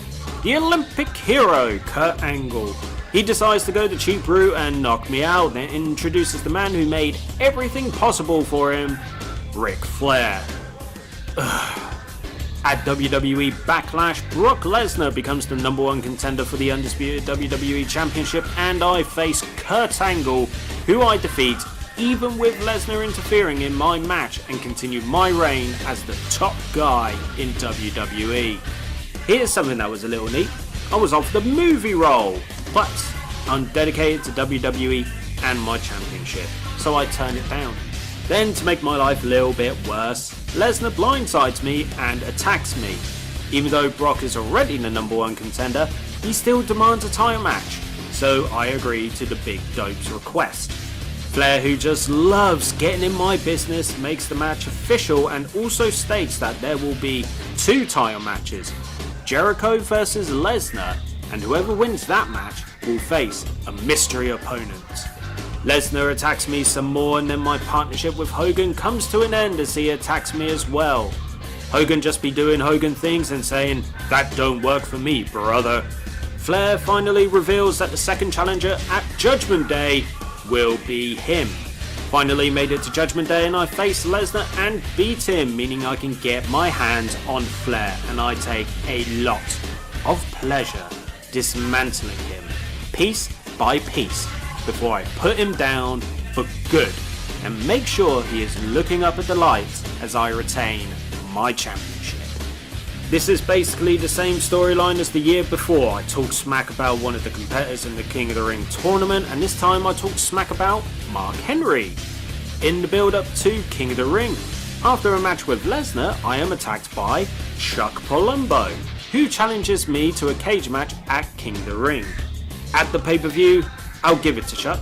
He gave me a good challenge and could have won it a couple of times. What a weird world that would have been if he actually won. He didn't know, and I was successful in retaining my championship. Finally, Mark Henry would go on to win the King of the Ring tournament, and instead of interrupting his inauguration, I let him have his moment. In a special appearance at the World Restaurant, Michael Cole asks me, what do I think of Mark Henry? And I show him a bit of respect. He is the world's strongest man after all. Lesnar was still a bit sour that I beat him, so he attacks me until Henry comes to my aid. Cheers, dude. This becomes a rivalry out of respect for each other as we shake hands and help each other, but at Vengeance, that went out the window as he is challenging me for the undisputed WWE Championship. He dreams of winning the title at Dash though, and it is back to the mid-card for you as I retain the title. After the match, I'm approached by Vince, who gives me this really cryptic warning and tells me to watch my back. Vince comes out and explains there are too many useless wrestlers on the roster, and if anyone has a problem, then they're fired. Out comes Flair and they shake hands. What? Flair agrees with him and they declare themselves the undisputed rulers of WWE. Uh-oh. A war between the owners and superstars is upon us. During their incessant waffle and blathering on and on and on, they invite me to the ring for my opinion, and as the undisputed WWE champion, I knock out Vince. Well, I've made my bed and now I got to sleep in it. I attack Hogan. Flair declares that I'm making life more difficult, and Vince thinks he can scare by bringing out that bottom-feeding trash bag hoe he calls his daughter, Stephanie McMahon. Vince also tries to scare me by making an impromptu undisputed WWE Championship match against Booker T, which I win with ease. Then I'm attacked by RVD and Eddie Guerrero, and Lesnar comes to my aid. In the main event of SummerSlam, it is a steel cage tag team match, myself and Lesnar versus Hulk Hogan and Booker T. Hogan escapes first, and after decimating Booker T for a little bit, both me and Lesnar escape the cage to win. Some would say that was a fun match. Not Vince though, who declares it the worst match he has ever seen. I guess he forgot about Briscoe versus Patterson at King of the Ring 2000, then proceeds to fire Lesnar. Flair decides to make a match and he will face me, and whoever loses has to be the winner's personal assistant. We have the match and I win. And boy, am I gonna enjoy this. I force Flair to take my place in a match that I have against Hulk Hogan as I fancy the night off, but sadly he wins. I force him to get me a coffee from the World Restaurant, and by the time he gets it, I don't want it anymore. Probably because it is cold now. Then he attacks me, stops being my assistant, and chooses to face me in a cage match. We have our match and I once again torture Flair, win the match, but my night isn't over as I'm playing double duty as I have to defend the undisputed WWE Championship against Kurt Angle. I'll tell you something, Kurt really pushed me to the limit, and even when I thought I had the match won, Kurt was somehow still in the fight and I gave it everything I had. But that wasn't enough as my 8-month reign as undisputed WWE Champion came to an end. Vince and Flair decide to make a monumental change. They go ahead and vacate the WWE Tag Team Championship and declare themselves the champions, holding the titles hostage. To spice things up a bit, they announce a tag team tournament where the victors will face them at No Mercy. I need to find myself a partner and I have to choose between Kane and Triple H. Both are awesome choices and I picked Triple H. During my playthrough I couldn't think of a name for our team and I have finally thought of one, and it was right there in front of me. The Kings of the World. Triple H is the King of Kings and I am the King of the World. Makes sense. Anyway, swiftly moving on. In our first match we beat Rhino and Kevin Nash in a hardcore match. Then we defeat Eddie Guerrero and Chris Benoit in a cage match.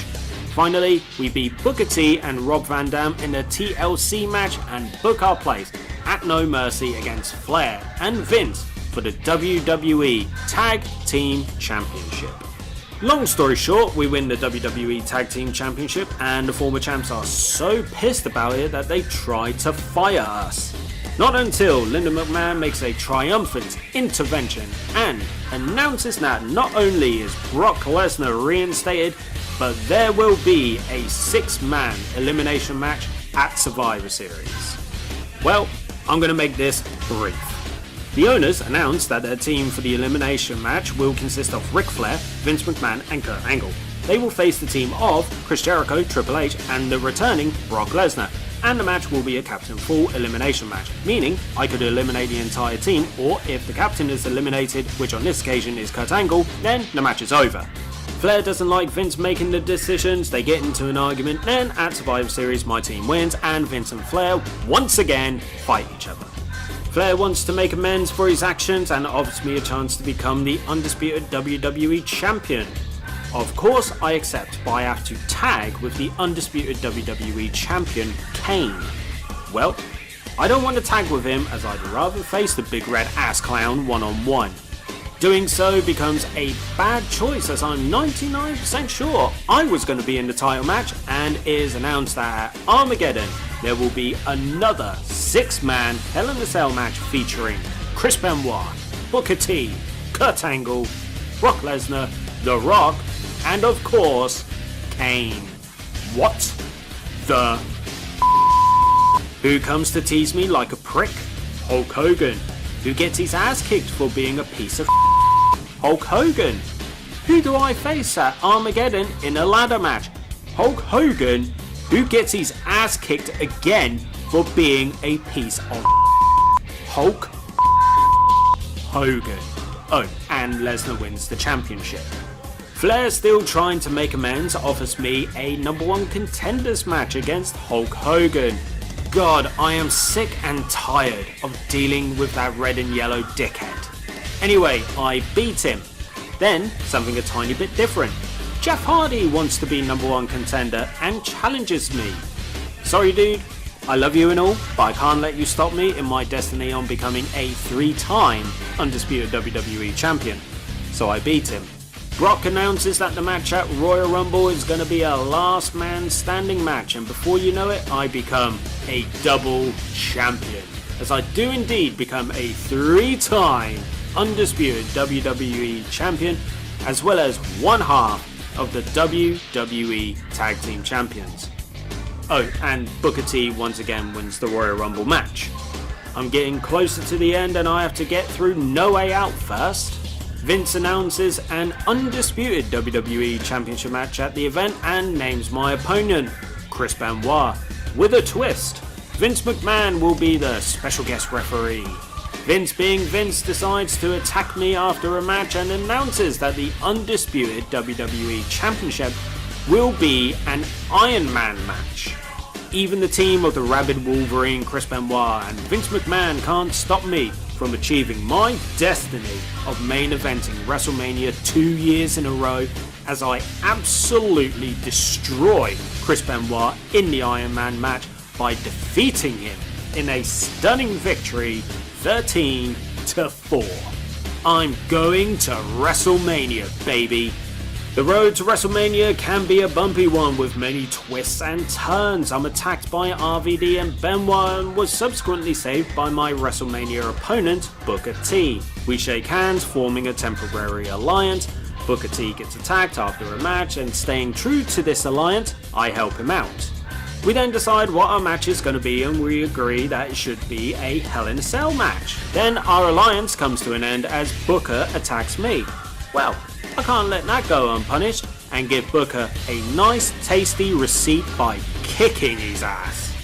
At WrestleMania we put on a hell of a match, but there can only be one winner in a match this epic. And guess who the winner is? Me, Chris Jericho. After the match I celebrate in the ring, raise Booker's hand as a mark of respect until our sweet moment is ruined by Vince. He talks a load of old so me and Booker take it upon ourselves and tell Vince, shut your mouth and knock him out. The reviews of WWE Smackdown Shut Your Mouth were just like the previous installments. They were very positive. Here's a selection of the scores that the game received.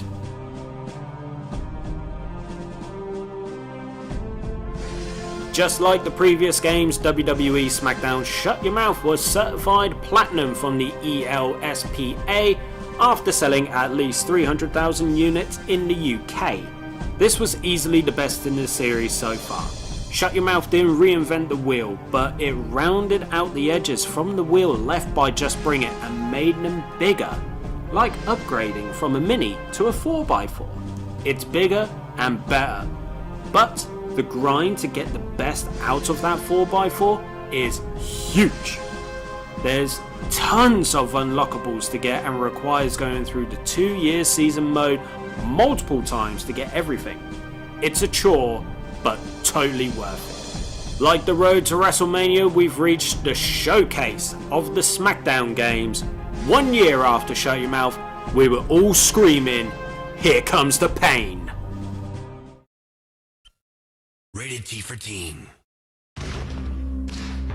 When you're Brock Lesnar, you gotta watch your back. Chris Benoit tried to take me out in the Elimination Chamber. You're nothing, Lesnar. And that punk John Cena I run this terrain. Here comes the pain. came after me backstage. But no matter what they do, no matter how hard they try, there is nothing and no one that can stop me. You and me, bra and panties match right now.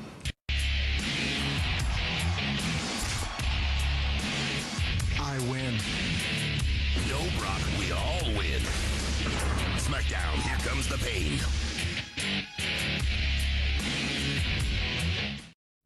WWE had changed as the ruthless aggression era was in full effect, and stars had returned to the company, mega stars debuting in WWE, more rising through to become main eventers or future main eventers, and the mega stars of the Attitude Era were slowly disappearing. With the emergence of this era in WWE was still the most dominant company in the world. No other company was ready or able to challenge them. Not even TNA or Ring of Honor. And AEW wasn't even a thought in Tony Khan's brain. WWE Smackdown Here Comes the Pain was going to emerge as the biggest game, not only in the Smackdown series, but for wrestling games as a whole. Since the release of the first Smackdown game, the buttons had pretty much stayed the same. Here Comes the Pain expanded on that and made it bigger.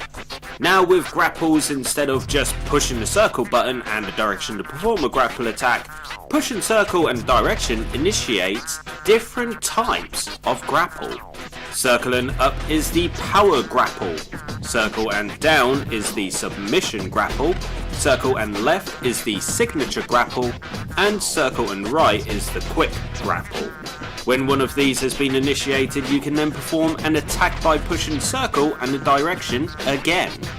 Run is still triangle, X still punches and kicks, and hitting X 3 times still performs a combo. Square is now to pick up weapons, L2 reverses striking attacks, R2 reverses grapple attacks, R1 changes the focus, L1 still hits your Smackdown finisher, L1 and the direction hits your secondary Smackdown finisher. You can counter the opponent's Smackdown finisher by pressing L2 and R2 together, and if you press L1 and R1 together, you can steal your opponent's finisher. This requires you to have 2 Smackdown finishers ready. If you're playing as a wrestler who has a submission move for a finisher, like Chris Jericho, and he's Walls of Jericho, when you hit the finisher, you're entered into a primitive QTE, where you got to smash all the buttons to drain the meter and force them to submit, adding a layer to your game plan in opening up a can of whoop-ass on your opponent. The beauty of the attacks now is that they all feel very personalised.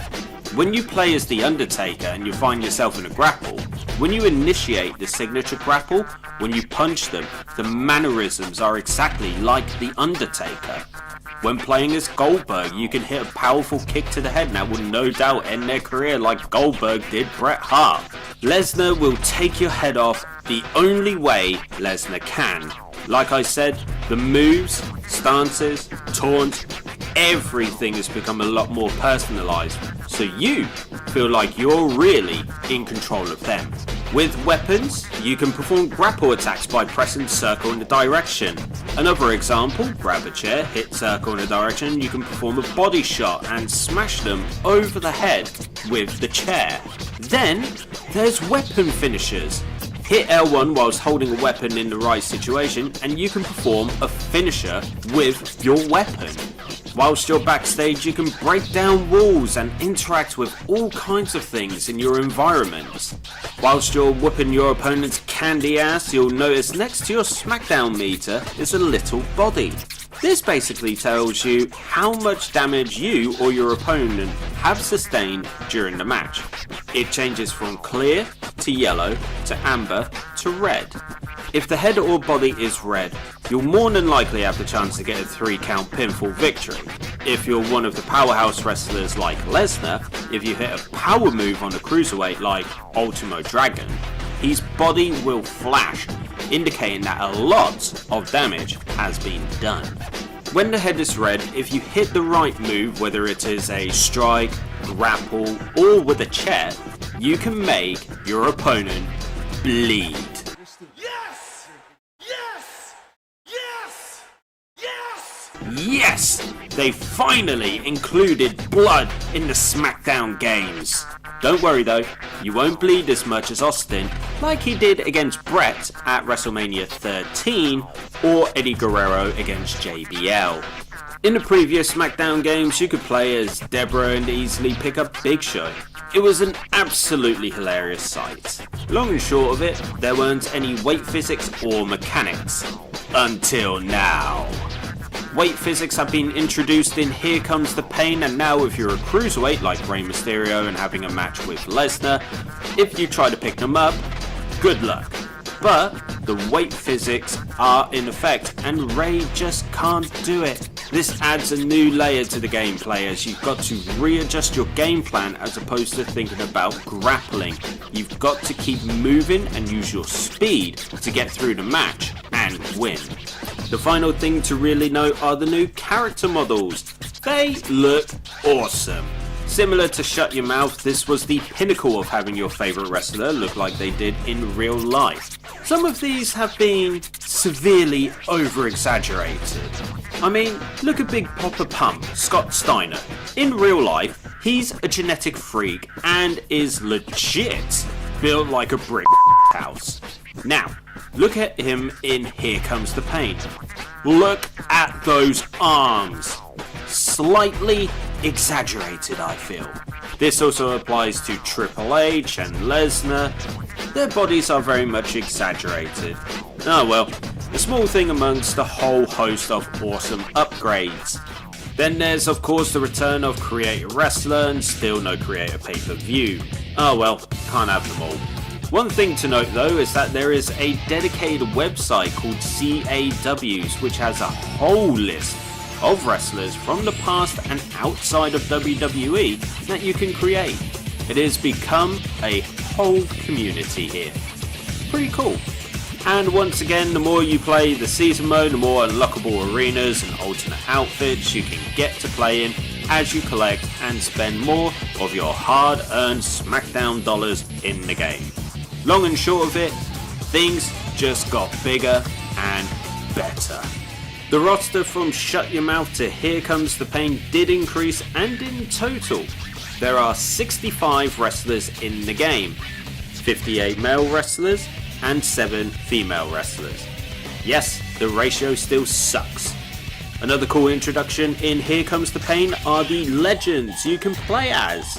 This is the first time in the series that you could play as legends, and some of them include the Road Warriors, Animal and Hawk, the Iron Sheik, Sergeant Slaughter, the $1 Million Man, Ted DiBiase, Rowdy Roddy Piper, and The Undertaker.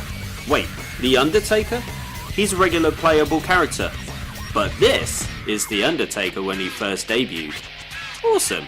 Here's the full list of the 12 legends in the game.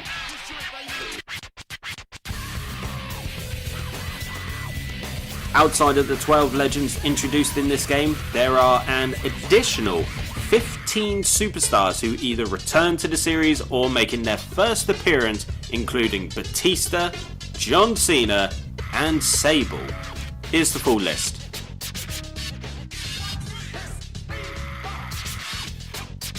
As always, a whole bunch of wrestlers got the cut from the game. These include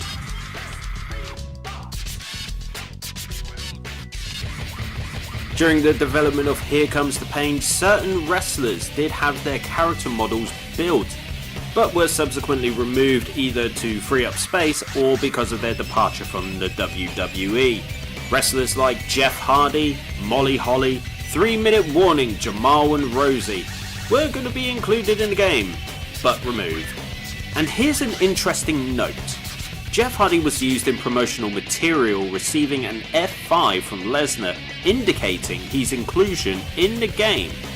But he was removed after he was released from the company in April 2003, after refusing to go to rehab due to his substance abuse issues and decline in performance. The game was also going to include 2 versions of Hulk Hogan. The Hulk Hogan of the time where he faced Vince McMahon at WrestleMania 19, and legend Hulk Hogan, looking like he did during his peak in the company back in the 80s. He was removed from the game after his departure from the company in May 2003 due to conflicts with Vince and his position in the company. Finally, there's the Ultimate Warrior. He hadn't worked with WWE since 1996 and never talks of his inclusion in the game, but due to differences between Warrior and WWE, this never came to fruition. But as you can see, gameplay footage was caught of Warrior in the game facing The Rock, further showing he was going to be a playable legend in the game before he was removed. Now that we've gone through the roster, legends, cut wrestlers, and more little tidbits, we can get through to the championships in the game. By 2003, WWE had completely revamped their championships. After SummerSlam 2002, the undisputed WWE Championship became exclusive to SmackDown after Lesnar defeated The Rock, meaning Raw was without a world champion, which by September 2002, Eric Bischoff reintroduced the big gold belt to us all as the World Heavyweight Championship, giving it to Triple H. And his reign of terror began. The European Championship was retired in July 2002 after it was unified with the Intercontinental Championship by Rob Van Dam, who defeated Jeff Hardy, and Rob Van Dam would also retire the Hardcore Championship around the same time by defeating Tommy Dreamer. Speaking of the Intercontinental Championship, that was unified with the World Heavyweight Championship at No Mercy in October 2002 as Triple H defeated Kane during the infamous Katie Vick storyline. The Intercontinental Championship was reintroduced in May 2003 after Christian won a Battle Royal at Judgment Day.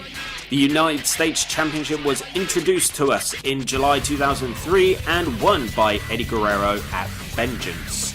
The WWE Tag Team Championship became exclusive to Raw and rebranded as the World Tag Team Championship, and because of that, SmackDown introduced the WWE Tag Team Championship, which was infamously contested between Edge and Rey Mysterio, Chris Benoit and Kurt Angle, and Los Guerreros, with the first champions being Chris Benoit and Kurt Angle.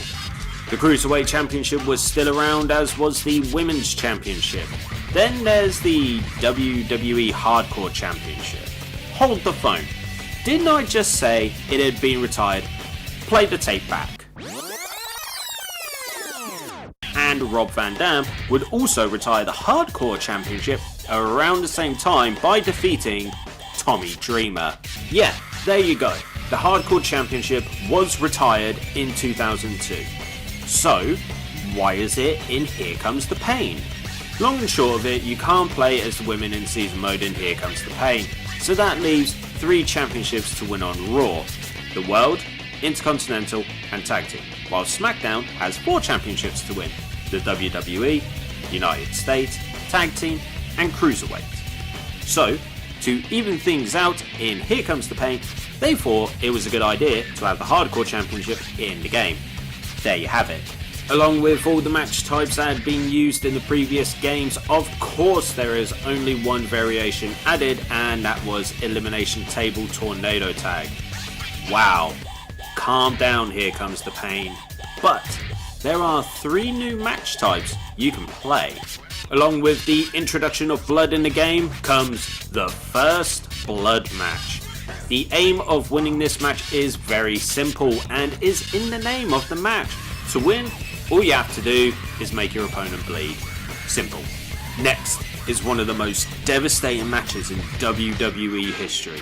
A match so brutal it has shortened careers and has made wrestlers famous. The bra and panties match. Ha! Got you for a second there. The bra and panties match can only be contested by the women's wrestlers and is a teen's dream match. The aim is to simply remove your opponent's clothing until they are down to their bra and panties. Thank goodness this match hasn't seen the light of day in God knows how long. Okay, now to be serious, the final match is brutal and has shortened careers. The Elimination Chamber. Elimination Chamber. Yep, the Elimination Chamber makes its debut in this game, and for those who don't know, here's how the match works. There are 6 wrestlers in the match. 2 start the match and 4 are locked in their pods. After a certain amount of time, another wrestler enters the match until all 6 wrestlers are in the match. You can eliminate your opponent by pinfall or submission at any time, and the last wrestler left is the winner. This match is a hell of a lot of fun because you can climb the pods and perform some devastating aerial moves, unless you miss of course, and you can smash your opponents into the chain walls and pods, smashing them. God, I love the Elimination Chamber. The season mode is the main event once more, and as opposed to the 2-year odyssey you go through on Shut Your Mouth, it has been shortened to a singular, solid year. That's a relief, because 2 years was a bit much.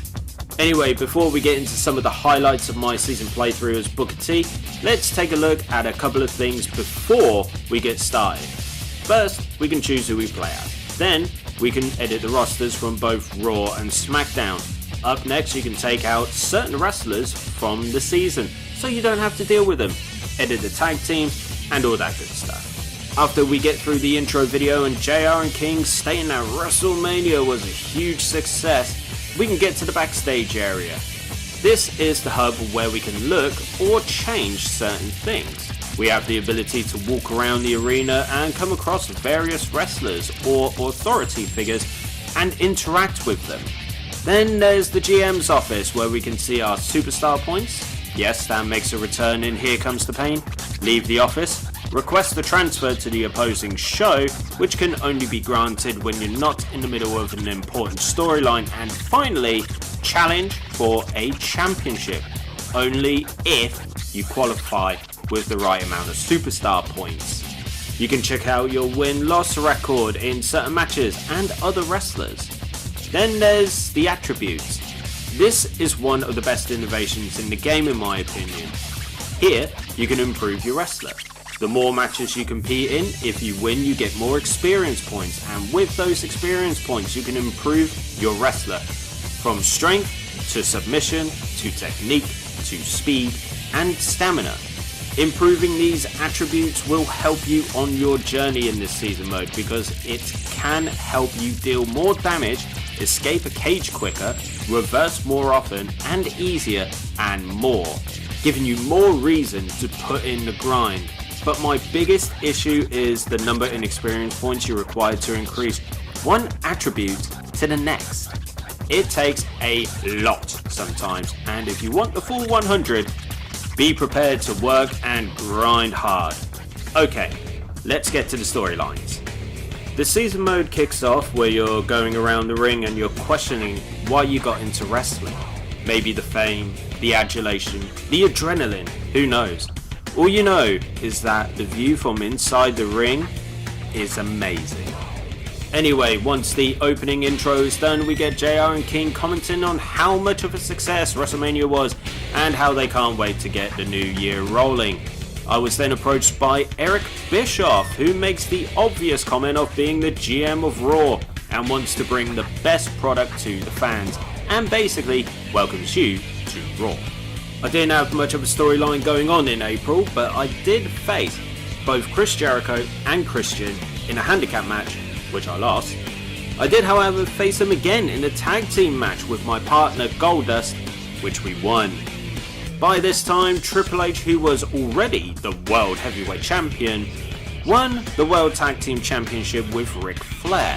Vince comes out and he begins to praise you and your abilities, but reminds you he can make or break your career. Alright Vince, calm down mate. I move on and I get to face Triple H. Nice little challenge here. I go into the match and I beat him.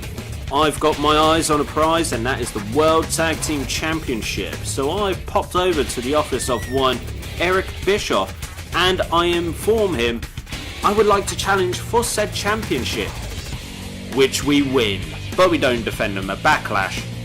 We are approached by Jim Ross, who asks us if we want to defend our newly won tag team belts, and I agree. Vince comes out and says that he is sick of us being the tag team champions. We've had the belt for 2 weeks. Anyway, he picks our challengers and it is the former champions Triple H and Ric Flair. I go on to face Flair and have Goldust in my corner whilst Flair has Vince in his corner. I beat Flair, but Goldust makes the mistake of attacking Vince. Well, safe to say that Vince isn't impressed by this and proceeds to suspend Goldust. Joy! I have a match with Christian next, which I win. I then find myself against the odds as both Triple H and Flair attack me. In the middle of all of this, Taz asks me if I want to participate in the upcoming UK tour. You're damn right I do. Triple H makes me an offer. He says that if I can beat him, he will go to Vince to see if he will lift Goldust's ban. I go into the match against him and lose, meaning I will now have to defend the World Tag Team Championship by myself. To try and build some momentum going into my match at Judgment Day, I get to face Ric Flair and win before Triple H comes out and says that Goldust suspension has been lifted for after Judgment Day. What a jerk. So I go into this match and it is one of the hardest matches I've been in, as I had to fight tooth and nail with weapons and give my all.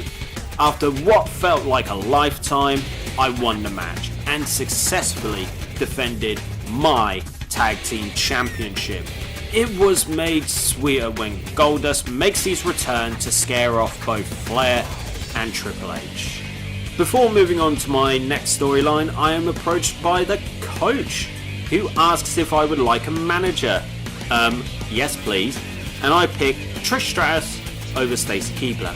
Trish approaches me in the corridor and says she's very excited to be working with me, and as the good boy that I am, I shake her hand and not perv on her. Then I go ahead and face Scott Steiner and beat him. After successfully winning my first match with Trish as my manager, I am approached by Jazz, who goes ahead and starts talking smack about Trish and claims to be hotter than she is. She wants to take a gander, but I'm a good boy and look away. Trish comes over and tells Jazz to piss off before saying that she is trusting me. To end only the first week of Raw, I'm attacked by Chris Jericho, who doesn't want to see me go on the international tour to the UK for Insurrection. We get into a backstage brawl and swiftly whip his ass. At Insurrection, Jericho is out in the ring talking smack about me, so I challenge him to a tables match. And I swiftly beat his ass and put him through the table to win. Trish approaches me and has a nice present for me. A nice pie she baked, which was made by using her grandmother's recipe, and wants me to have some after my match. I'm not The Rock and using some kind of innuendo. It isn't my style. So I let her know that I'll have some after the match. Bless her heart though, she's too nervous to watch me eat it because she's scared of me not liking it. Bless her. Then I face the big red machine, Kane, and win.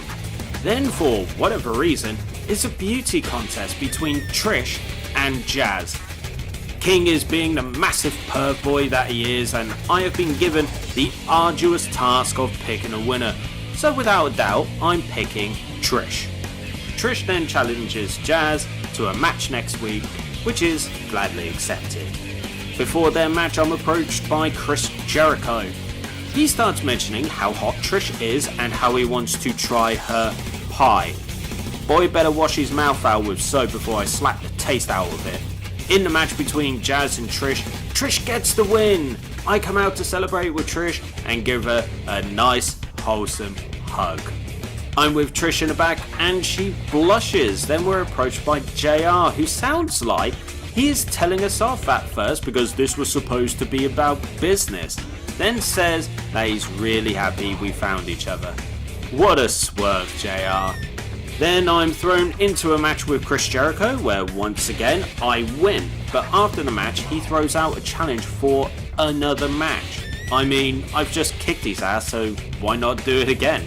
Well, he reveals that the plan is not to face me, but to face Trish. And if he wins her services. The ass clown punked me. At Bad Blood, after giving it her all with me trying to help her, Trish sadly loses the match and she leaves with Jericho. Boo. All the boo. Side note, The Rock goes ahead and wins the World Heavyweight Championship. I can't be upset for too long though, as Michael Cole sees me in the parking lot and asks if I've seen the card for tonight. Of course not, I've just arrived, dingus. Anyway, I'm going to be facing The Rock the new World Heavyweight Champion, a good chance to whip his ass and stake a claim to become the #1 contender. Even though I thought it was going to be one-on-one, it turns out I'm in a tag team match. The World Tag Team Champions Booker T and Goldust versus the World Heavyweight Champion The Rock and the Intercontinental Champion and the damn who stole Trish from me, Chris Jericho. We go in and we win. It doesn't end there. Out comes Triple H, who attacks both me and The Rock. Cheeky son of a gun. He claims the title shot belongs to him. I don't think so, buddy.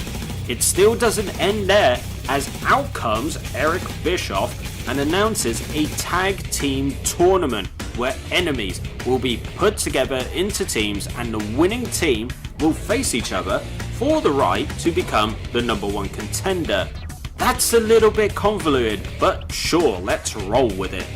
The tag team tournament begins, and before we get started, me and Triple H are interviewed by the coach. Triple H, wanting all the spotlight, takes the lead in the interview and is confident we can win the tournament.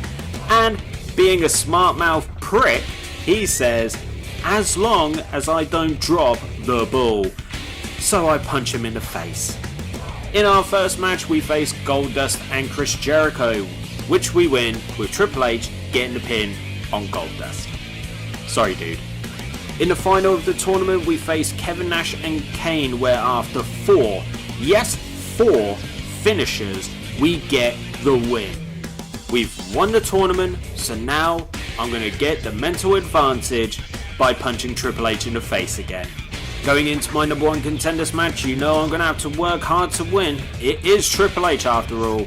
But I pull it off and get the win. I'm getting a shot at the World Heavyweight Championship at Vengeance, baby. In the main event of Vengeance, it is me versus The Rock for the World Heavyweight Championship. This is my one chance, my one opportunity to win the gold.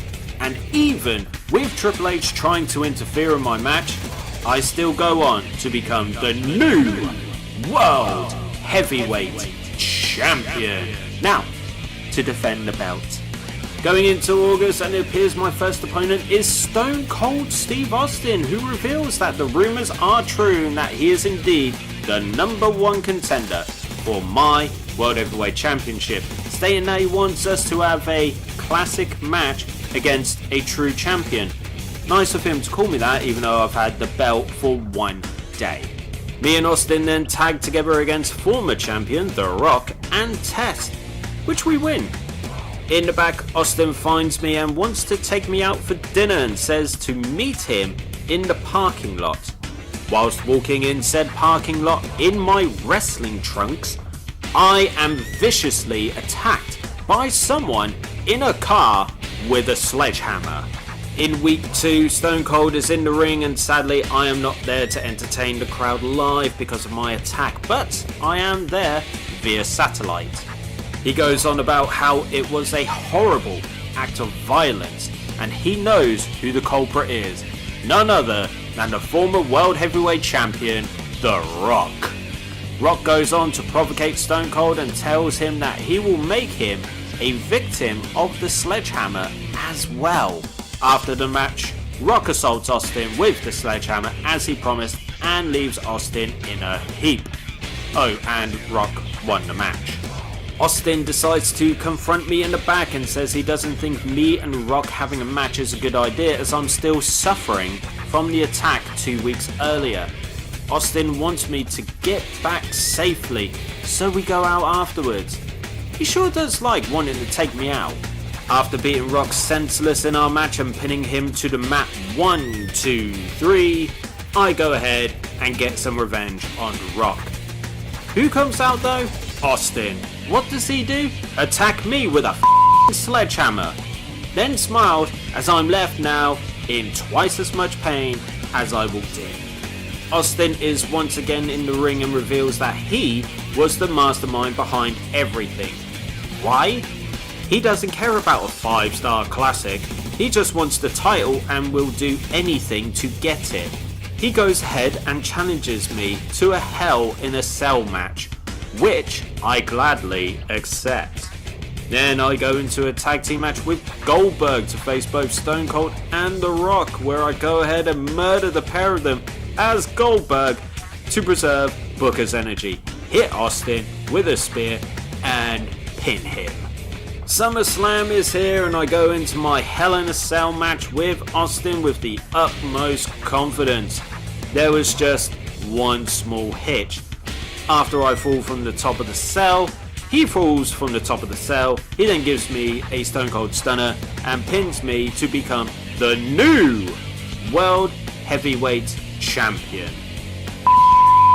After all that work, I lose the title after 1 month.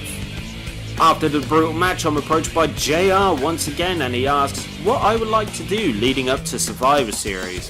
Form a faction or remain a single star? Even though I am still one half of the tag team champions, and I choose remain a singles wrestler. I arrive into the arena, ready for a new challenge, and I'm approached by Austin, who goes ahead and starts talking smack about my car. You know what? The dude isn't worth my time, so I just walk away. Then I'm thrown into a random triple threat tag team ladder match.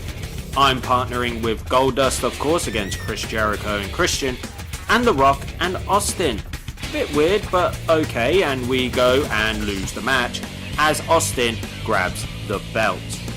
Even though the tag team titles were not on the line. Then in week 2, I don't have a match. Zip. Nothing.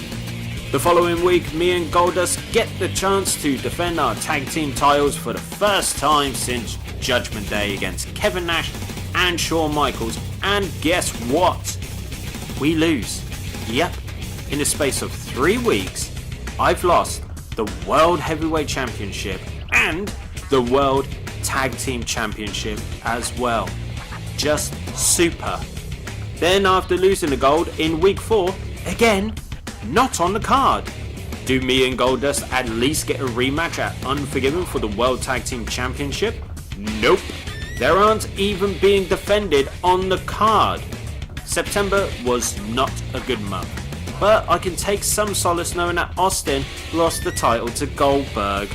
In Las Vegas, Nevada, Mr. Eric Bischoff decides to play a game of Raw Roulette to determine my match type for the night, and it is a steel cage match against Triple H. I win. In week 2, I face Triple H again. I win. After the match, Vince comes out to the ring and confronts me. He says I have all the potential in the world and have been making quite the name for myself in WWE. He wants to make me an icon, take me to the top of the industry, and offers his hand where I choose to shake hands with the devil himself and turn heel. Then Taz asks if I want to go on the next UK tour, and I say yes. Vince is back in the ring and he brings me out. Tonight, he wants to showcase my skills and abilities against one of the WWE's best, Trish Stratus. Well, this is awkward. So, as a newly found heel, I disregard all aspects of happiness I had with Trish for that brief time in June, beat the living snot out of her and beat her. When something like this happens, someone always gets pissed off, and this time it is my former tag team partner, Goldust. First of all, he's pissed that I shook Vince's hand and joined him. Then second, he says he wants to break my hand at No Mercy. Okay then, sunshine, prepare for a whooping. Before that, I face Shawn Michaels and win. After Goldust's match with Kane, I go ahead and beat his ass up, whip out a can of spray paint and proceed to write SOB, even though you can't see it because of his outfit. Then at No Mercy, former tag team partners and champions collide in an epic main event match with Vince McMahon as the special guest referee, and I whoop the living poop out of Goldust with 4 finishers, including his own, and celebrate over his fallen corpse. Me and Vince pull up and arrive in the arena in a sweet limo and make our way straight to the ring, where it is announced that I will face none other than Devon Dudley, whose ass I whip and beat until Stone Cold decides to stop my post-match beatdown. Jerk. Then at WWE Rebellion, I face Steve Austin and beat the crap out of him. Why? Because I am the new and improved Booker T. For whatever reason, the Heartbreak Kid Shawn Michaels is in the ring and he has the same sentiments as Austin and he can't stand me either. What did I do to you? Then it's off to face his tag team partner Kevin Nash in the main event and he gets his ass beat too. Vince though is worried because now we've pissed off Austin and HBK. All of a sudden, Mr. Bischoff arrives on the scene and says he has an idea that will solve everyone's problems. Before we know it, Bischoff is standing in the ring and he has an announcement to make. There will be a title shot at Survivor Series between the World Heavyweight Champion Goldberg, Rob Van Dam, Stone Cold Steve Austin, Shawn Michaels, Kevin Nash, and the new and improved Booker T in the first ever Elimination Chamber match. He goes through the rules, looks like a smug prick, and then I'm off to face Austin in the main event where once again I win. In the go home show of Raw, I face Shawn Michaels in the main event where I get yet another win. After the match, Vince gives me a pep talk and says he sees the great Booker T in front of him, and we go out to get some dinner. People just love taking me out and feeding me. In the Elimination Chamber match for the World Heavyweight Championship, Kevin Nash and Rob Van Dam start the match. They go at it until the World Heavyweight Champion Goldberg enters the match. No one is eliminated yet, but Shawn Michaels comes into the match fourth. The fifth man who enters is the new and improved Booker T, where I instantly go to whip some ass. Austin is the last man to enter the match and nothing but sheer chaos breaks out. RVD is the first man eliminated after a spinebuster by yours truly. Whilst being up HBK, I drop him onto his back and throw him straight into the glass of the chamber pod and smash it. Not long after, HBK is eliminated by Nash after a big back suplex on the outside of the ring. Kevin Nash gives me a jackknife powerbomb and to repay him for that, I throw him face first into the chamber pod glass and smashing that too. Austin gives the World Heavyweight Champion a stunner and before he can pin him, Nash decides to go after Austin. So I take advantage of the situation, eliminate Goldberg and guaranteeing a new World Heavyweight Champion. After a spinebuster to Nash, Austin decides to try and attack me because he's an idiot and not pin Nash. So, like a genius, I avoid Austin and sneak the pin in on Nash to eliminate him. It has come down to me and Austin, renewing our rivalry from SummerSlam, and I use Austin to smash not one, not two, not three, but 4 chamber pod glasses. Proceed to hit him with the scissor kick and reclaim my World Heavyweight Championship. Confetti falls from the ceiling of Madison Square Garden as a new champion is crowned. Booker T. My buddy Vince McMahon is in the ring and he announces that he wants to make some changes and straighten things out. He claims that the title is for superstars who are real championship material. Okay, where is he going with this? Then outright state that I am not championship material. What the I won it like last night and I sided with this ass clown to get the belt. Now he turns on me? Douchebag. He then names a new #1 contender, Triple H. Great. Him again. Then, in the tag team match, I team with Ric Flair and face Triple H and Shawn Michaels, where we get the win. Then I face Triple H one-on-one the next week, get the win, and beat Triple H up so bad after the match, where he is escorted out of the arena on a stretcher. Good.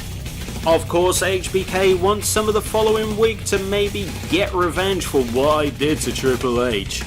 No use as I beat him too.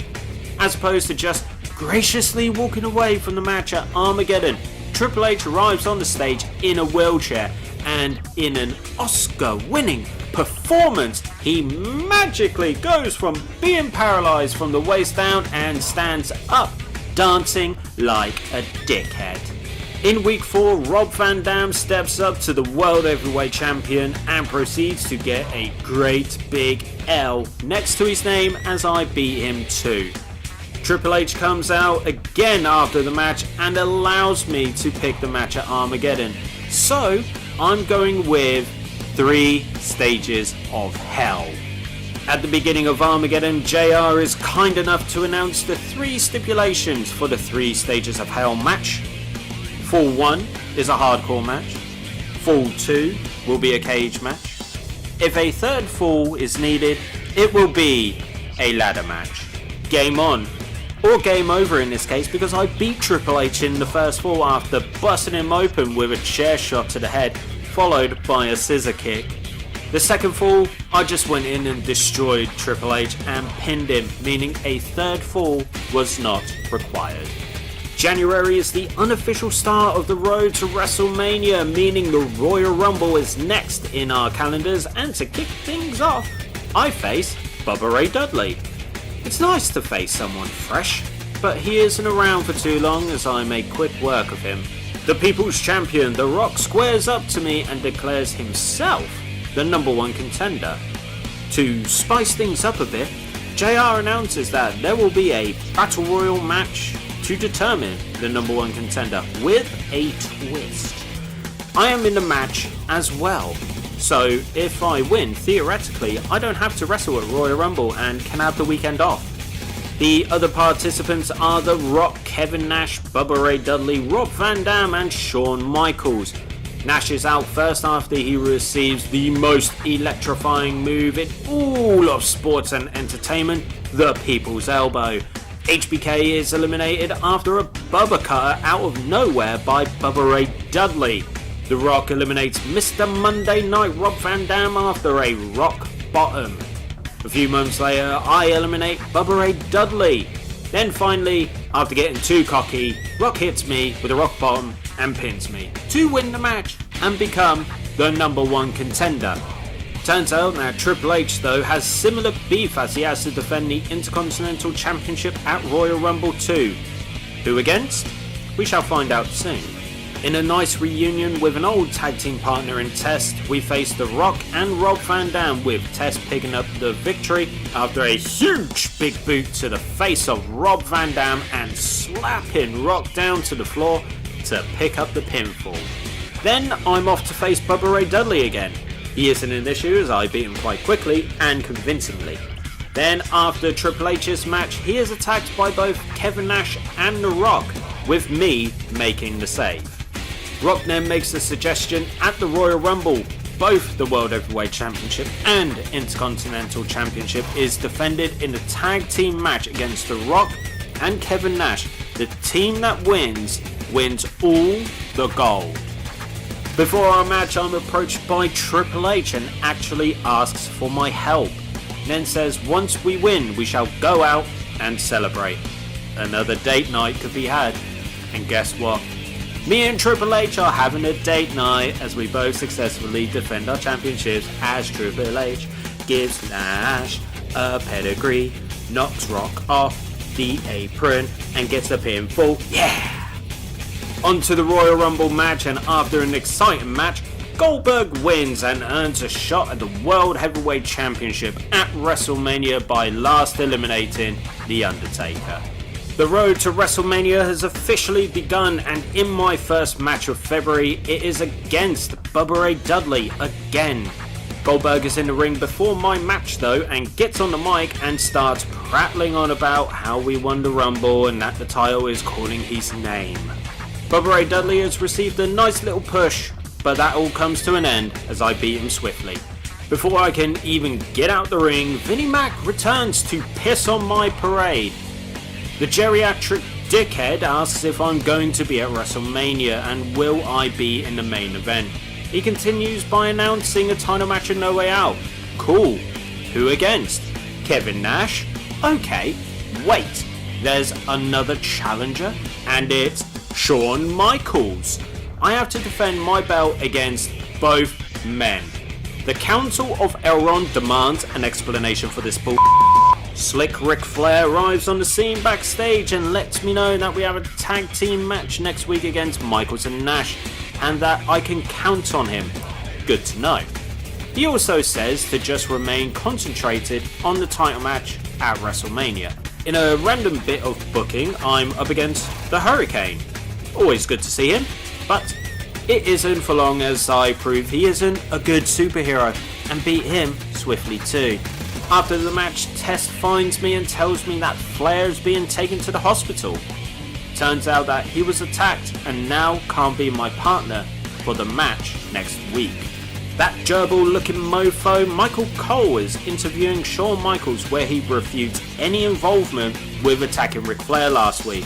Even though Michael still wants a fair match, it's going to be 2-on-1 instead. That's the opposite of fair, you clown. So in the main event, I do indeed face both Michaels and Nash in a 1 versus tag handicap match. And would you believe it, before the match starts, Goldberg decides to join me and becomes my tag team partner. We work together and grind out the victory after a scissor kick to Michaels. Then after the match, me and Goldberg square up, get real close, avoid kissing, and just stare at each other. The final Raw before No Way Out sees me going up against Kevin Nash, where as always I had to grind out the victory after a scissor kick to Nash helps me pick up the pinfall. Then it's Vince again to deliver wonderful news. I get to choose the match at No Way Out, a handicap match or a double header. Of course, I chose the double header. Vince admires my bravery only to then announce that he will be the special guest referee for the second match. Great. Once at No Way Out, I do in fact notice my doubleheader matches with me facing Kevin Nash to open the show, and if I win, I face Shawn Michaels in the main event. Well, I beat Nash in quick fashion this time and beat him up after the match. Then go on and face Shawn Michaels in the main event with Vince as the special guest referee, and I also win that one. Then I drop Vinnie Mac on his grapefruit after the match to close out the show. Ric Flair is back and is looking forward to getting back to the action and wishes me luck at WrestleMania. We then team together to face Austin and Michaels and go ahead and get the win. Goldberg is back in the ring and basically says he is going to embarrass me and take the title at WrestleMania. Coach then interviews me and asks some questions about Goldberg. I give my honest opinion, then we move on as I face Austin in the main event. Guess what?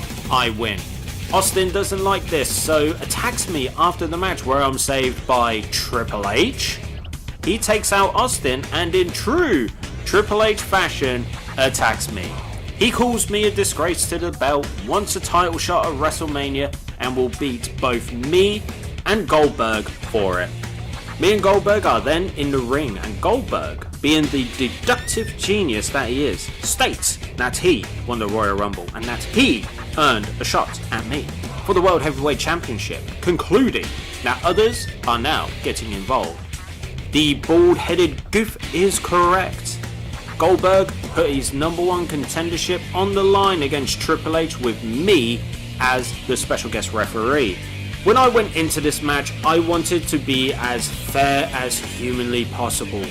I wanted Goldberg to win though because I got sick of Triple H getting in my business. Anyway, Goldberg ended up wrestling like and could have lost the match on countless occasions. So I broke the referee's oath, attacked Triple H a lot, until Goldberg finally hit the jackhammer and won. Eric Bischoff finds me and says that he is looking forward to WrestleMania as it means he can watch me get embarrassed in front of the world. Jerk. Then I finally face Rob Van Dam, where I once again win, to be met by Goldberg after the match, who allows me to pick the match for WrestleMania. And I pick Hell in a Cell. I know, it's crazy given I lost against Austin inside Hell in a Cell back in August. At WrestleMania, I'm approached by Kurt Angle, who gives me a pep talk. Goldberg is interviewed by Cole and he says that this is the biggest match of his career, on the biggest stage of them all, and will give the best match that he can. As you can imagine, it was a tough match, but in the end I was successful in defending the World Heavyweight Championship after a scissor kick to get the pinfall. After the match, I celebrate with my championship in hand. I raise Goldberg's hand in respect, to then knock his ass out with the belt afterwards.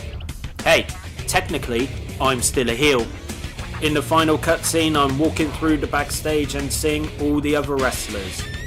Goldberg approaches me and thanks me for the match. Rock tells me I had a good match. And I even get praise from Satan, Vince. Then, I'm back to questioning why I wrestle. I come to the final conclusion that this is my life and that they are my family. I vow to continue wrestling, even when my body gives up. I'll keep going, even when the fans chant my name. As you can imagine, the reviews for Here Comes the Pain were positive, just like the games that preceded it. Some of the scores the game got beat out the previous games, so let's take a quick look.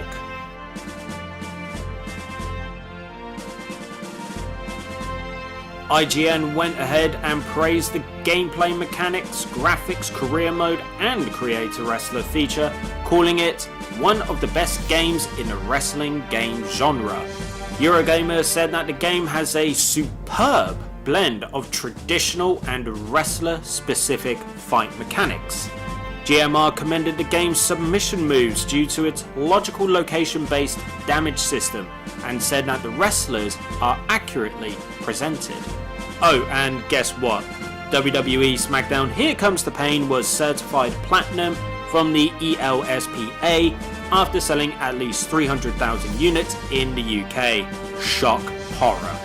To top everything off, Here Comes the Pain was nominated for Best Sports Game at the first British Academy Video Game Awards, Best Sports Game at the 2003 Spike Video Game Awards, Console Fighting Game of the Year at the 7th Annual Interactive Achievement Awards. It did win Best Fighting Game at the 2003 Spike Video Game Awards. Yo, this is PlayStation 2 Smackdown. Here comes the pain. The fire in the game's insane, and I'm not talking about Kane.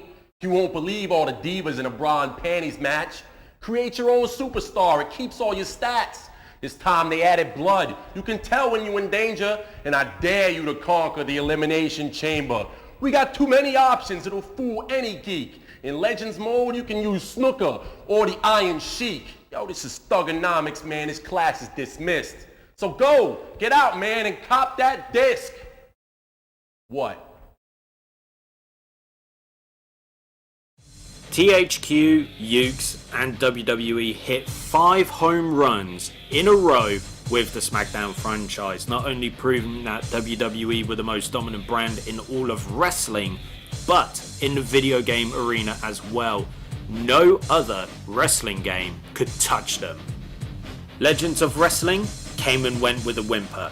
Backyard Wrestling died after 2 games. Celebrity Deathmatch, terrible. The Def Jam games, they're a whole different kettle of fish, which I'll explore in more depth on the channel at some point. TNA wouldn't release TNA Impact until much later in the decade, and Fire Pro Wrestling was dominating in Japan.